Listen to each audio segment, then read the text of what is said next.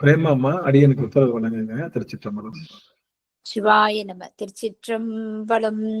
தென்னாடுடைய சிவனே போற்றி, எந்நாட்டவர்க்கும் இறைவா போற்றி, காவாய் கனகத்திரளே போற்றி, கைலை மலையானே போற்றி போற்றி. திருச்சிற்றம்பலம். ஐயா, நாலு துதி பாடி ஆரம்பிக்கலாங்க ஐயா. சிவாய நம.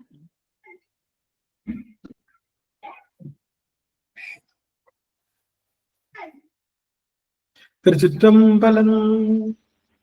புலியர்கோன் வெப்பொழித்த புகழியர்கோன் கடல் போற்றி, ஆழிவிசை கல்விதப்பில் அணைந்த பிரான் அடி போற்றி, வாழி திருநாவலூர் வன் தொண்டர் பதம் போற்றி,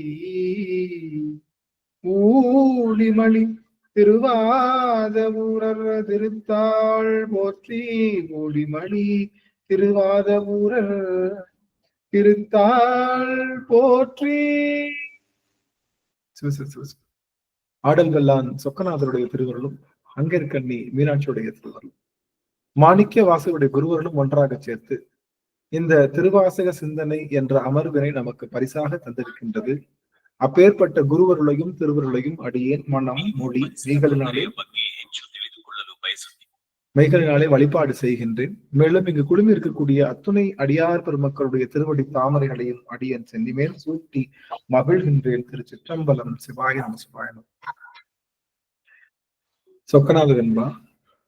அனைத்துயிர்க்கும் பாசம் அறுத்து முத்தி கூட்ட மனத்துயரம் செய்தல் மருந்தோ,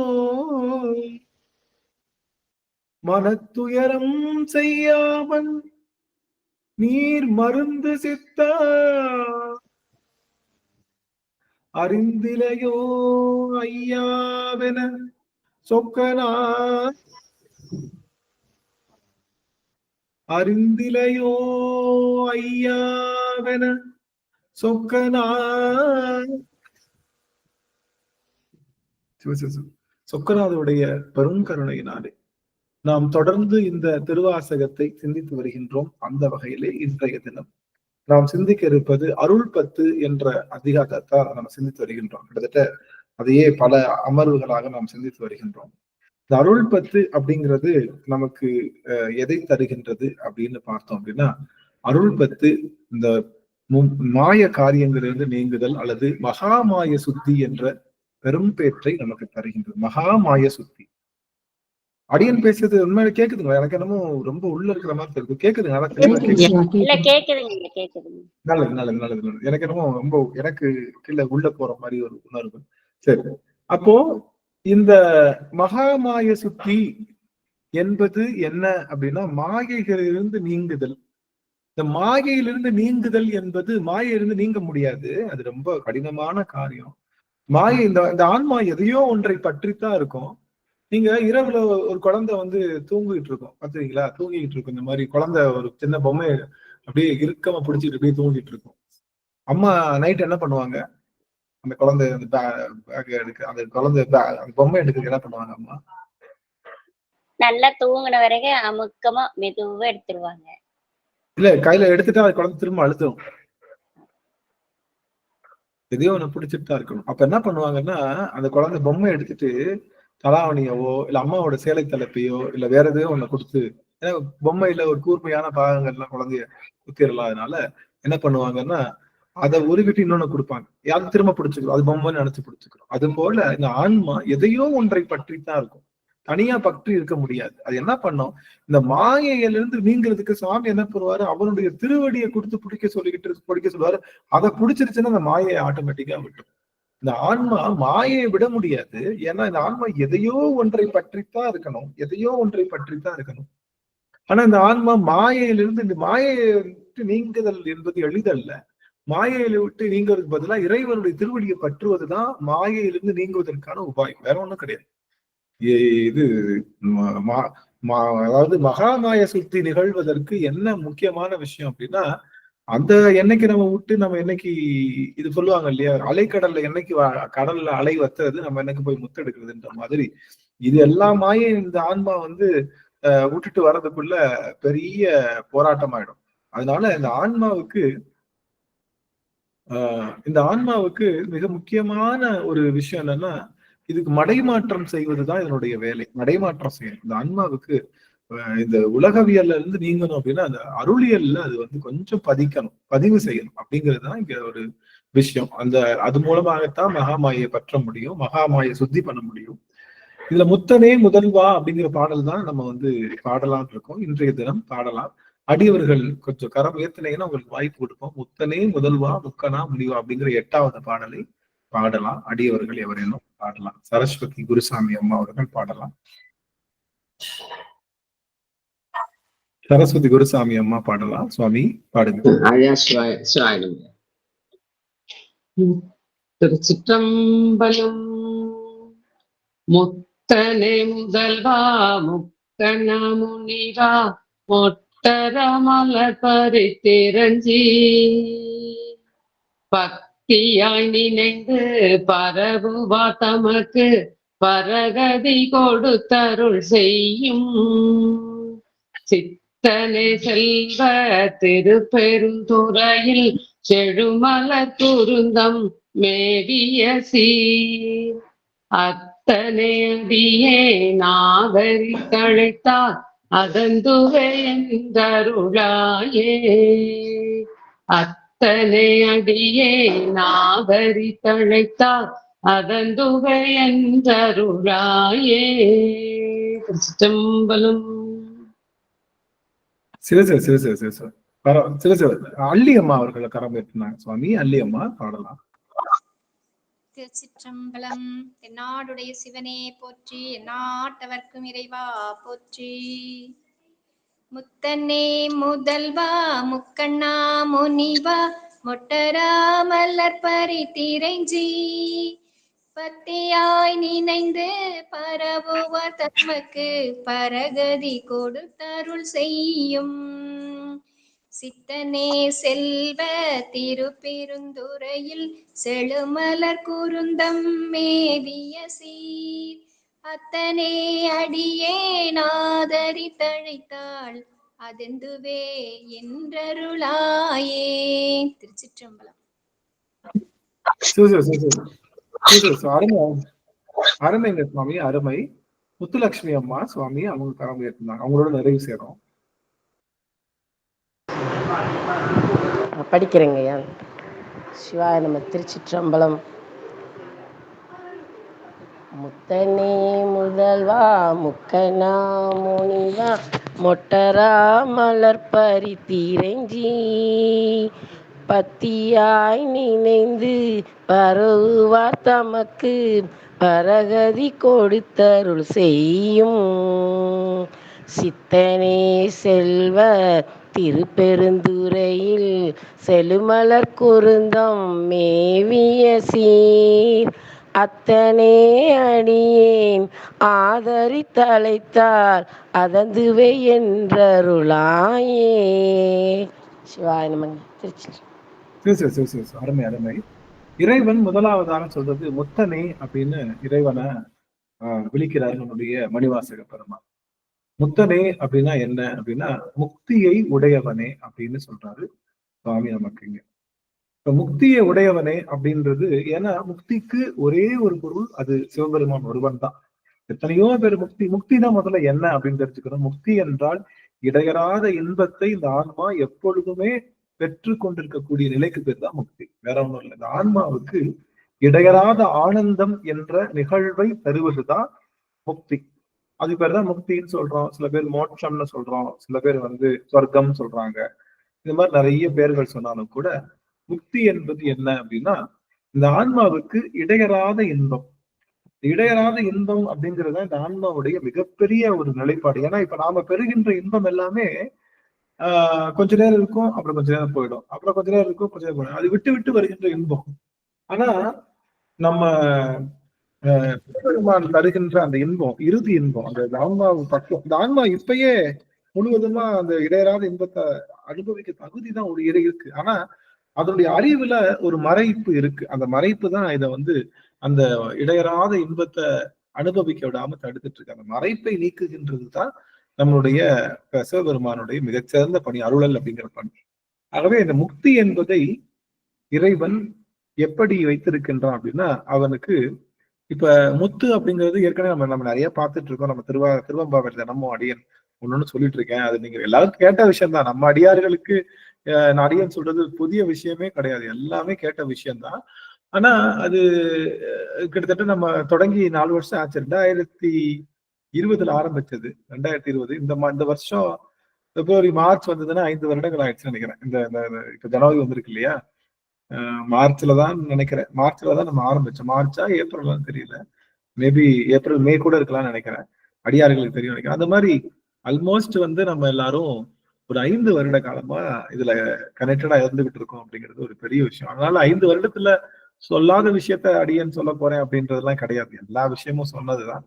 சில விஷயங்கள் இன்னும் கொஞ்சம் அழுத்தமா சொல்றோம், சில விஷயங்கள் இன்னும் கொஞ்சம் இறங்கி சொல்றோம், சில விஷயங்கள் இன்னும் தீர்க்கமா சொல்றோம். அவ்வளவுதானே தவிர நம்ம சொல்லாத விஷயங்கள் எதுவும் இல்லை. முதலாவதாக அத்தனை பேருக்கும், இங்க இருந்துள்ளக்கூடிய அத்தனை பேருக்கும் அடியனுடைய மிகச்சிறந்த இனிய ஆங்கில புத்தாண்டு நல்வாழ்த்துக்கள் எல்லாருக்கும். ரொம்ப மகிழ்ச்சியான தருணம் இன்றைய தினம். அடியார்கள் வாழ்த்துக்களை பரிமாறிக்கலாம் எல்லாரும், ஏன்னா இது நிறைந்த சபை. உங்களுக்கும் இனிய ஆங்கில புத்தாண்டு வாழ்த்துக்கள்ங்க ஐயா. அனைத்து அடியார்களுக்கும் ஆங்கில புத்தாண்டு வாழ்த்துக்கள்ங்க ஐயா. மகிழ்ச்சி மகிழ்ச்சிங்க, மகிழ்ச்சி. அத்தனை பேருக்கும் ஆங்கில புத்தாண்டு நல்வாழ்த்துக்கள். நம்ம திருச்சிற்றம்பலம் திருவடி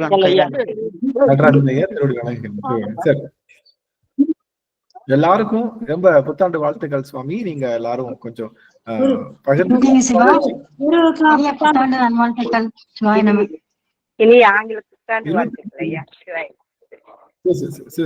அருமை அருமை அருமை அருமை மகிழ்ச்சி. 25/7 இருக்காரு ஐயா. 25/7/2020 ஆரம்பிக்கப்பட்டிருக்கு. 7வது மாசம் இருக்காங்க. அப்ப நம்ம 7 மாசம் டிராவல் பண்ண இன்னொரு 5 வருஷம் ஆகும்னு நினைக்கிறேன். 5 வருஷம் ஆகும். அதனால 7 மாசம். சிவாய நம சிவாய நம. அனைவருக்கும் உடைய புத்தாண்டு வாழ்த்துக்கள். நன்றி நன்றி நன்றிங்க நன்றிங்க. மகிழ்ச்சி மகிழ்ச்சி. எல்லா அடியார்களுக்கும் சும்மா சுத்தம்மா திருவடி வணக்கம், திருவடி வணக்கம் சார். புத்தாண்டு வாழ்த்துக்கள், புத்தாண்டு வாழ்த்துக்கள் அம்மா. நமச்சிவாயம். ரொம்ப மகிழ்ச்சியான இனிய புத்தாண்டு வாழ்த்துக்கள் அனைத்து அடியார்களுக்கும். புத்தாண்டு வாழ்த்துக்கள். திருச்சிற்றம்பலம். சிவா. நன்றி நன்றி நன்றி. அனைத்து அடியார்களுக்கும் இனிய ஆங்கில புத்தாண்டு வாழ்த்துக்கள். அடியார்கள் ஓரளவுக்கு சொல்லிட்டாங்க. நம்ம ஆக இந்த புத்தாண்டு நமக்கு ஒரு பெரிய மகிழ்ச்சி. இன்னைக்கு காலையில அடியன் பேசியிருந்தேன், இல்லங்கள் தோறும் எழுந்தருளி. எல்லாரும் கேட்டிருப்பீங்க நினைக்கிறேன். இல்லங்கள் தோறும் எழுந்தருளி அப்படின்னு சொல்லி பேசியிருந்தேன். நான் ஒண்ணு சொல்லியிருந்தேன், இந்த மாதிரி கதவை திறந்தா சுவாமி இருப்பாரு, நீங்க பார்த்து வரவேற்றுவாங்க அப்படின்ற ஒரு தீர்க்கமான ஒரு முடிவு சொல்லியிருந்தேன். நான் இன்னைக்கு 4:30 அடியன் எழுந்துட்டேன். 4:30 எழுந்து வழக்கம் போல தீபம் போட்டுட்டு அடியார்களுக்கு அனுப்ப வேண்டிய அந்த பதிவெல்லாம் அனுப்புறதுக்கு எனக்கு ஒரு 1/4 மணி நேரம் 20 நிமிஷம் ஆயிடும். கிட்டத்தட்ட ஒரு 100 பேருக்கு அனுப்புறேன். நம்ம தெரிஞ்சவங்களுக்கு. இப்ப குரூப்லயும் போடுறோம், இண்டிவிஜுவலா அனுப்புறோம். ஏன்னா குரூப்ல போட்டதை பாக்குறாங்களான்னு தெரியல, இண்டிவிஜுவலா போட்டா பாப்பாங்கன்ற நம்பிக்கை. இருந்தாலும் பாக்குறாங்களான்னு நமக்கு தெரியல, இருந்தாலும் முயற்சி செஞ்சு அனுப்புறோம். எனக்கு பண்ணிட்டு அந்த 5:30 சரியான நேற்று நைட் தூங்குறதுக்கே 1 மணி ஆயிடுச்சு. திரும்ப 4 மணிக்கே எந்திரிச்சனால 3 மணி நேரம் தான் தூக்கம். ஒரு மாதிரி ரொம்ப டல்லாவே ஒரு மாதிரி இருந்தது. சரி, சாமி கும்பிட்டாச்சே, எல்லா அடியார்களுக்கும் வாழ்த்துன்னு சொல்லியாச்சு. சரி, வழக்கம் போல திரும்ப ஸ்லீப்பிங் மோடுக்கே போயிடலாம்னு சொல்லிட்டு திரும்ப தூங்கிட்டேன். நான் திரும்ப தூங்கிட்டு நல்லா சரியான தூக்கம், பயங்கரமான ஒரு நிலை. இன்னைக்கு பஸ் எல்லாம் விட்டுறலாம்னு நான் முடிவு பண்ணிட்டேன் ஏற்கனவே. ஏன்னா இன்னைக்கு பஸ் பிடிக்க முடியாது, 7 மணிக்கெல்லாம் பஸ் பிடிக்கணும். அவ்வளவுதான், காலேஜ் பஸ்ஸை விட்டுட்டு நம்ம அவுட் பஸ்ல போயிடலாம் அப்படின்னு முடிவு பண்ணிட்டு அது என்ன இருந்துட்டேன். திடீர்னு ஒரு போன் கால் வருது. வந்தா அடியவருடைய போன் கால். அடியவர்கள் பார்த்துட்டு பேச இந்த மாதிரி வாழ்த்துக்கள் சொல்லிட்டு இருந்தேன். ஐயா, இந்த மாதிரி நாங்க வீடியோல வரணும் அப்படின்னாங்க. சரி, வீடியோல வாங்கன்னு பார்த்தா 2 பேரும் தம்பதி சமையல் தான் வராங்க. நான் கரெக்டா கதவு பக்கத்துல தான் நிக்கிறேன். தம்பதி சமயத்துல 2 பேரும் வந்து வாழ்த்து சொன்ன உடனே எனக்கு வார்த்தை அப்படியே தடைப்படுது. இல்லங்கள் தோறும் பெருமாள் எழுந்தருளுகின்றான், அதுவும் தம்பதி சமேதனா எழுந்தருளுகின்றான் அப்படின்னு சொல்லும் போது, இப்படி தம்பதி சமேதனா இருக்கக்கூடிய அடியவர் பெருமக்கள் நாங்க இருக்கோம், நாங்க எழுந்தருளிட்டோம்னு சொல்லும் போது என்னால அத என்ன சொல்றதுன்னு தெரியல. அப்படியே கண்கள்ல நீர் பெருகி அவர்களை அப்படியே வரவேற்று அம்மையப்பரை வந்து இன்றைய தினம் அடியேன் உள்ள வரவேற்றேன். அது வந்து உங்ககிட்ட நான் சொல்லி அது சும்மா சொல்லல, அடியேன் வந்து அதை உணர்ந்து சொன்னேன். அதை வந்து குருநாதருடைய கருணையினால அது வந்து அடியேன் அதை வந்து அப்படியே கிடைச்சது. அந்த அந்த அனுபவம் அப்படியே கிடைச்சது. பெருமான் வந்து அம்மையப்பராக அப்படியே வீட்டுக்குள்ள எழுந்தருளது அப்படியே அடியனுக்கு அது கிடைச்சது. அது அவ்வளவு மகிழ்ச்சியா இருந்தது. என்னால வார்த்தைகளால வர்ணிக்கவே முடியல. அதை எண்ணி எண்ணி அடியன் வந்து பெரிய ஆச்சரியப்படு. பெருமானே எங்கேயோ இருக்கேன் நான் நினைச்சு பாருங்க. என் வீட்டுக்கு யாராவது வர முடியுமா? நம்ம ஊர்ல இருக்கோம், நம்ம பேரங்க நம்ம இதுல இருக்காங்க, நம்ம கோயம்புத்தூர்ல இருக்காங்க, மதுல இருக்கோம். யாரோ ஒருத்தவங்க கண்டிப்பா 2 பேர் வர்றதுக்கான வாய்ப்புகள் இருக்கு. என் வீட்டுல என்னுடைய வேலைக்காரி தவிர பிளஸ் வேலைக்காரவங்களை தவிர பிளஸ் வந்து வேற யாரும் வரமாட்டாங்க. வீட்டுக்குள்ள வர்றதுக்கு வாய்ப்பே கிடையாது. சரி, அப்படிதான் நினைச்சிட்டு சார் நம்ம ஊர்ல தான் அது நிகழும் போல, நம்ம இந்தியால இருந்தோம்னா அப்படி நிகழும் போல, இங்கெல்லாம் அப்படி நிகழாது அப்படின்னு நினைச்சிட்டு இருந்தா, அவன் இல்லம்னு தெரிஞ்சுட்டா அந்த இல்லத்துல அவனே தானே வந்து தலையெழுத்தருளி ஆட்கொண்ட கூடிய வள்ளலாக பெருமான் வந்து செங்கமல பொற்பாதம் தந்தருளும் சேவகனை அப்படின்றது, தந்தருளும் சேவகனாக பெருமான் வர்றான். நான் அதுல 3 நிமிஷம் என்னால நிறைய பேச முடியல. ஆக்சுவலி நான் என்ன சொல்ல வந்தேன்னா, இந்த நீங்க இப்ப சேல்ஸ் எக்ஸிக்யூட்டிவ் பாத்தீங்கன்னா, சேல்ஸ் எக்ஸிக்யூட்டிவ்லாம் பாத்துறீங்களா? எல்லாரும் பாத்துறீங்கன்னா இல்லையா? ஏதாவது பொருள் விற்க வருவாங்கல்ல, அவங்க எல்லாம் வந்து பொருளை ரொம்ப கண்டிப்பா வெளில வந்து நம்ம கதவை தட்டி இந்த பொருளை விற்கிறதுக்காக நம்ம கிட்ட போராடுவாங்க. நம்ம வாங்க மாட்டேன்னு சொன்னா கூட என்ன பண்ணுவாங்க, நம்ம கிட்ட ஏதோ ஒரு வார்த்தையை சொல்லியாங்க, இது நல்லதுங்க அப்படி இப்படின்னு சொல்லி பார்ப்பாங்க. கடைசியில எதுவுமே நடக்கல அப்படின்னா, ஐயா நான் சாப்பிட்டு பல நாள் ஆச்சு, இது நீங்க வாங்கிக்கிட்டீங்கன்னா எனக்கு சாப்பாடு உதவுன மாதிரி இருக்கும், அப்படியாவது நீங்க வாங்கிக்கிங்கன்றப்ப நம்ம வேற வழி இல்லாம அதை வாங்கித்தான் ஆகணுன்ற மாதிரி அவங்களுடைய ஸ்ட்ராட்டஜி இருக்கும் அந்த சேல்ஸ் மேனோட. அதே போலதான் சிவபெருமானம். அவன் தன்னுடைய திருவருளை வச்சுக்கிட்டு எப்படியாவது இந்த ஆன்மாவுக்கு தள்ளிடணும், எப்படியாவது ஆன்மாவுக்கு தள்ளிடணும். எப்படி ஒரு சேல்ஸ் எக்ஸிக்யூட்டிவ் வந்து ஒரு வீட்டு வாசல் நின்று போராடுவானோ, அது மாதிரி நம்முடைய சிவபெருமானும் தன்னுடைய கருணையோடு வந்து அன்னை பராசக்தியோடு வந்து தன்னுடைய அருளை வழங்குவதற்காக போராடி தவிக்கின்றான். தவிச்சது மட்டும் இல்ல, நம்ம கிட்ட கையில கொடுத்தே தீர்வேன் அப்படின்னு சொல்லி கொடுத்துட்டு போகின்ற ஆற்றல் உடையவன் சிவபெருமான். அந்த ஆற்றலை இன்றைய தினம் அடியன் கிடைக்க பெற்றேன்றத உங்க எல்லாருக்கிட்டையும் நான் வந்து ரொம்ப ஒரு பெருமிதமாக சொல்ல கடமைப்பட்டிருக்கேன். ரொம்ப மகிழ்ச்சியா இருக்கு. அப்போ இந்த 5 வருட பயணம், அதாவது 4.25 வருஷம் ஆயிடுச்சுன்னு நினைக்கிறேன். 4.5 வருஷத்துடைய பயணம் இன்னைக்கு நிறைய அடியவர்களுக்கு அவங்களுக்கு ஒரு பெரிய ஒரு வாய்ப்பாகும், அவங்களுடைய மனமாற்றத்துக்கு ஒரு வடிகால் ஆகும்.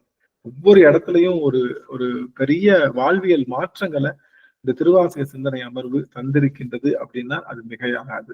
இது அடியனால ஆக்கப்பட்டதா அப்படின்னா கண்டிப்பா கிடையாது. நான் ஏற்கனவே சொல்லியிருக்கேன், இது அடியனால ஆக்கப்பட்டது என்பது கிடையாது. இது குருநாதர் வந்து சாநித்தியமாக நின்று அருள் செய்கின்ற இடம், அவ்வளவுதான்.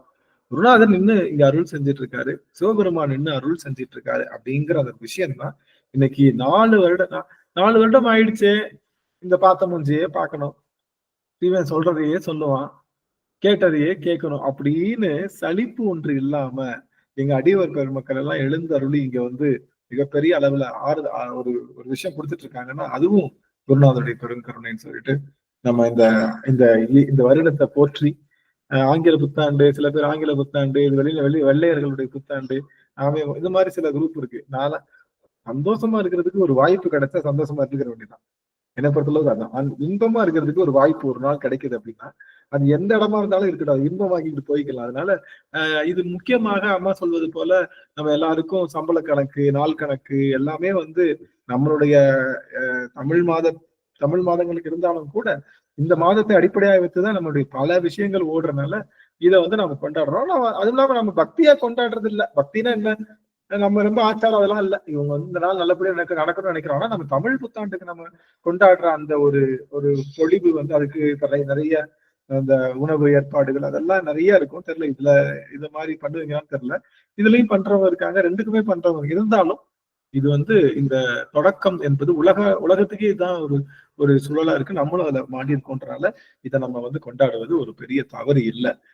என்னதான் எது கொண்டாடினாலும் நம்ம சிவபெருமானை முன்னிறுத்தி கொண்டாடினோம்னா அது சிறப்பா இருக்கும்ன்றதுதான் அது. இந்த இதுதான் சிவபெருமானை முன்னிறுத்தி நாம் இதை கொண்டாடி இருக்கோன்றதை நான் சொல்லிட்டு இந்த வருடத்தை போற்றி விட்டு நம்ம உள்ள போறோம். முத்தனைன்னா நம்ம பார்த்தாச்சு. அடுத்து முதல்வா அப்படிங்கிற வார்த்தை.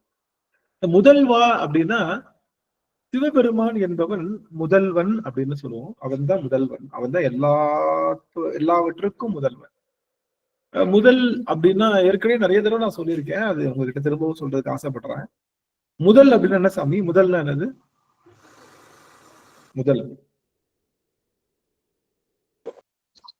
ஒரு எல்லாத்துக்கும் பணம் ஆதி மூலதனம் போடுறது. எவ்வளவு அழகா பிரேமம்மா சொல்லி முடிச்சிட்டாங்க பாருங்க. நான் கொஞ்சம் சஸ்பென்ஸா போட்டு இழுக்கலாம்னு பார்த்தா அம்மா முதலே உண்மையை சொல்லிட்டாங்க. என்னன்னா முதல்ல நம்ம ஃபர்ஸ்ட் நினைக்கிறோம், இல்ல ஃபர்ஸ்ட் இருந்தா என்ன, செகண்ட் ஃபர்ஸ்டா இருந்தா என்ன, செகண்டா இருந்தா என்ன, அது ஒன்றும் பெரிய பிரச்சனை இல்லை. முதல் என்பது என்ன அப்படின்னா முதல் என்பது என்ன அப்படின்னா இது வந்து நம்ம ஒரு ஒரு தொழில் தொடங்குறோம் அப்படின்னா என்ன சொல்லுவாங்க, ஒரு முதல் வச்சு தொழில் தொடங்கும். அதாவது நமக்கு அதுல மூலதனம் இருக்காது, அந்த மூலதனத்தை ஏதோ ஒரு பொருள் மூலமா கொடுத்து அதன் மூலமா ஆரம்பிப்பாங்க. நம்ம ஒரு தொழில் தொடங்கணும், அமோகமா இருக்கணும், என்ன பண்ணுவோம், நம்ம கையில காசு இருந்தா என்ன பண்ணுவோம், நம்ம கையில காசு இருந்தா என்ன பண்ணுவோம், நம்ம நல்லா தொழில் அமோகமா நடக்கணும், நம்ம கையில காசு இருக்கு, ஒன்றும் பிரச்சனை இல்லை. ஆனாலும் என்ன பண்ணுவோம், என்ன பண்ணுவோம், நீங்க தான் சொல்லணும், என்ன பண்ணுவோம்? இல்ல நம்ம கையில நிறைய காசு இருக்கு, நம்ம வந்து பிரச்சனை இல்லை, ஆனா தொழில் அமோகமா இருக்கணும்ன்றதுக்காக என்ன பண்ணுவோம் நம்ம? யாரு கரெக்டா சொல்றாங்க? பெருமான் கிட்ட விண்ணப்பம் வைப்பாங்க. சரி, முதலீடு செய்வோம், விளம்பரம் செய்வோம், கடன் வாங்குவோம், விளம்பரம் செய்வோம், விளம்பரம் செய்வோம்,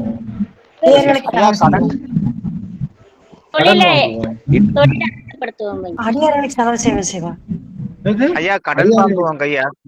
கடன் கையில காசு இருக்கே, கையில தான் காசு இருக்கு, அதான் சொன்னேன், கையில காசு இருக்கு ஃபுல்லா, ஒன்னும் பிரச்சனை இல்லை. சரி, இப்படி சொல்லலாமா? முதலீடு செய்து பணத்தை அவன் என்கிட்ட அபரிதமான காசு இருக்கே, ஒன்னும் பிரச்சனை இல்லை. கவனிங்க எல்லாரும், என்ன தொழில் நம்ம பண்ணாலும் என்ன பண்ணுவோம் அப்படின்னா, சில பேர் தொடங்கி வச்சா நல்லா இருக்கும்னு தெரிஞ்சா அவங்க கையால காசை வாங்கி நாம தொழில தொடங்குவோம், செய்வோமா இல்லையா? பாத்துறீங்களா? நம்ம கையில காசு இருந்தாலும் ஐயா அப்பா அம்மா நீங்க வந்து எனக்கு ஒரு 10 ரூபாய் கொடுங்க, உங்க காசைதான் நான் இதுல போட்டு ஆரம்பிக்கணும், என்கிட்ட நிறைய காசு இருக்கு, இருந்தாலும் உங்களுடைய கைராசிக்கு, உங்களுடைய நல்ல மனசுக்கு, உங்களுடைய அந்த அருளுக்கு உங்க கையில இருந்து காசு வாங்கி ஆரம்பிச்சோம் அப்படின்னா அது வந்து எனக்கு நல்லா இருக்கும் அப்படின்னு நினைப்பது போல இந்த ஆன்மாவுடைய விருத்தி, இந்த ஆன்மா வந்து ரொம்ப விருத்தி அடையணுன்றதுக்காக யார்கிட்ட வந்து முத காசு வாங்குது?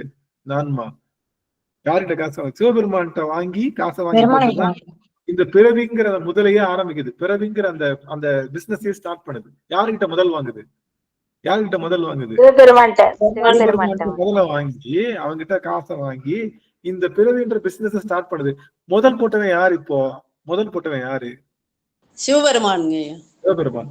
அப்போ இந்த பிசினஸ் நல்லா இருக்குமா நல்லா இருக்காதா? அமோகமா இருக்கும். எல்லாத்துக்கும் முதல் போட்டவன் யாரு? எல்லாத்துக்கும் முதல் போட்டவன் சிவபெருமான் தான். அதனால இந்த பிசினஸ் அமோகமா இருக்கும். அது இலக்கை, அது அடைய வேண்டிய இலக்கை அடைந்தே தரும். இந்த பிசினஸ் எந்த இலக்கை அடையணும்? எல்லாரும் பிசினஸ்னா பெரிய மில்லியன் திருவடி அடையணும், திருவடி அடையணும் அப்படிங்கிறது இறைவனுடைய திருவடி அடையணும் அப்படிங்கிறதுதான் இங்க முழு இலக்கே தவிர, அந்த இலக்கை நம்ம என்ன பண்ணுவோம்? கண்டிப்பா அடைஞ்சே தீருவோம். ஏன் அடைஞ்சே தருவோம்? அதுக்கு முதல் போட்டது சிவபெருமானுங்க. முதல் போட்டவன் சிவபெருமான் தான். அப்படி முதல்ல என்ன போட்டா சாமி? ஏன்னா எல்லாருக்கும் ஒரு சின்ன டவுட் இருக்கு. ஏப்பா இந்த ஆன்மா வினை செஞ்சாதான் உடம்பு வரும், உடம்பு வந்தாதான் வினை வரும். இது என்ன வேணா செஞ்சுச்சு ஒரு உடம்பு வந்துச்சு? கேக்குறோமா இல்லையா? கோடியில இருந்து முட்டை வந்துச்சா, முட்டையில இருந்து கோழி வந்துச்சான்ற மாதிரி என்ன வேணா வந்துச்சு? நான் முத என்னையா பண்ணேன்? எனக்கு என்னையா உடம்பு கொடுத்து? எப்படி எனக்கு முத பிறவி வந்துச்சு? முதல் பிறவி எப்படி வந்துச்சு? நான் ஏதாவது வினை செய்தாதானே பிறவி வரும். முதல் பிறவி எப்படி வந்தது அப்படின்னா, சுவாமி என்ன பண்றாரு, முதல் கொடுக்கக்கூடிய உடல் தான் பிறவி. நம்ம உடலைத்தான் பிறவின்றோம். முதல்ல என்ன பண்றாரு, சாமி எல்லாருக்கும் ஒரு உடல் கொடுக்குறோம். நம்ம பார்த்துக்கிட்டு இருக்கிற உடலுக்கு என்ன உடல்னு பேரு? பூத உடல்னு பேரு. இந்த உடல் அன்னமய கோஷம்னு சொல்றோம். நாம இப்ப இறந்துட்டோம் அப்படின்னு சொல்றது இல்ல, ஏதாவது ஒரு அதனால இந்த உடல் தான் போகுமே தவிர இதை தாண்டி 4 உடல் இருக்கு. அந்த உடல் அப்படியே ஸ்டாண்ட்ஸ்ல தான் நிற்கும், அந்த உடல் போகாது.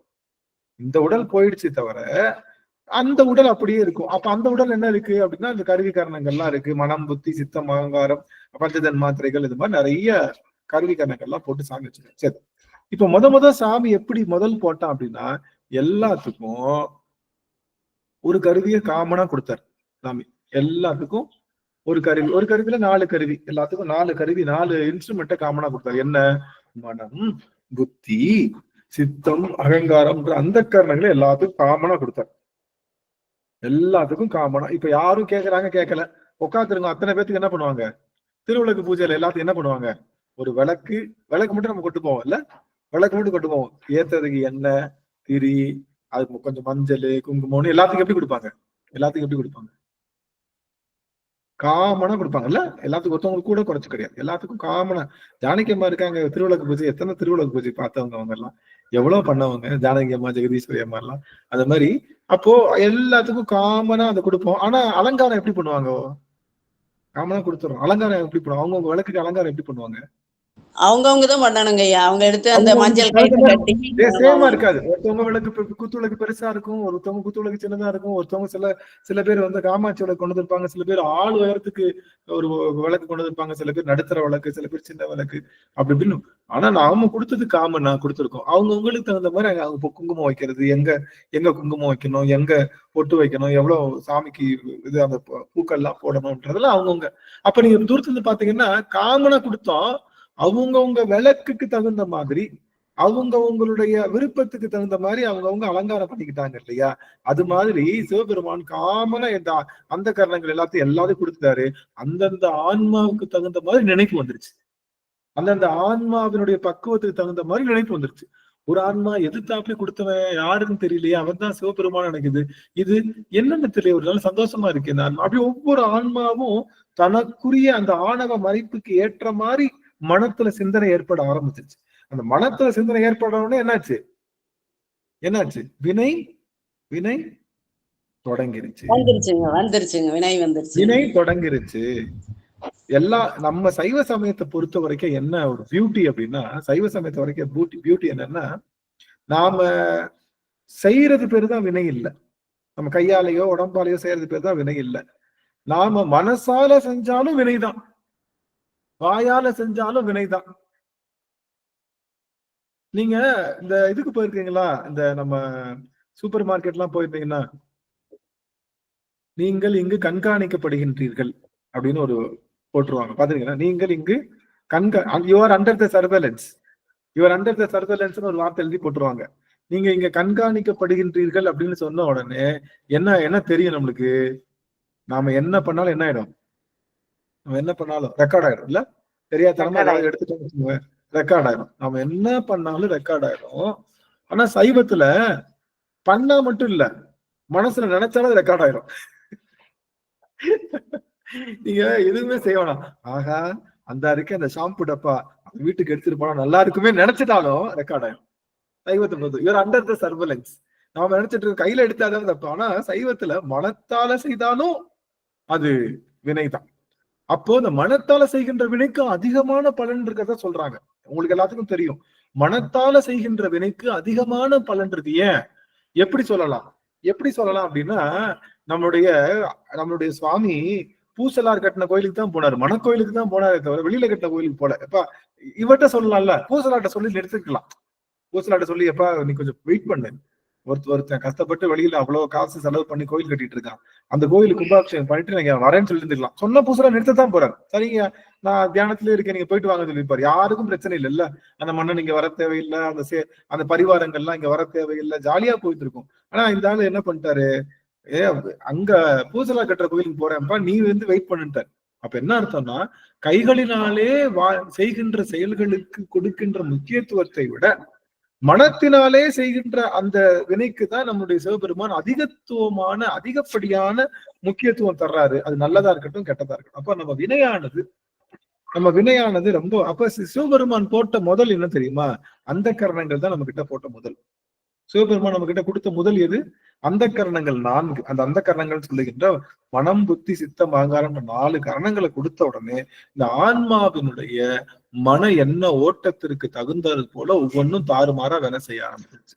அந்த வினைக்கு தகுந்தாறு போல அடுத்தவங்களுக்கு சில அது பார்க்கணும்னு ஆசைப்பட்டுச்சுன்னா கண்ணை கொடுத்தாரு, சிலது கேட்கணும்னு ஆசைப்பட்டா காதை கொடுத்தாரு. இப்படி ஒவ்வொன்றும் கொடுத்து அது என்னதான் ஆசைப்படுறது எல்லாத்தையும் கொடுத்துக்கிட்டே இருக்கிறது தான் பிறவி. நல்லா தெரிஞ்சுக்கோங்க. பிறவி என்பது என்னன்னா, என்னைய ஒரு நிமிஷம் எல்லாரும் உற்று கவனிக்கணும்.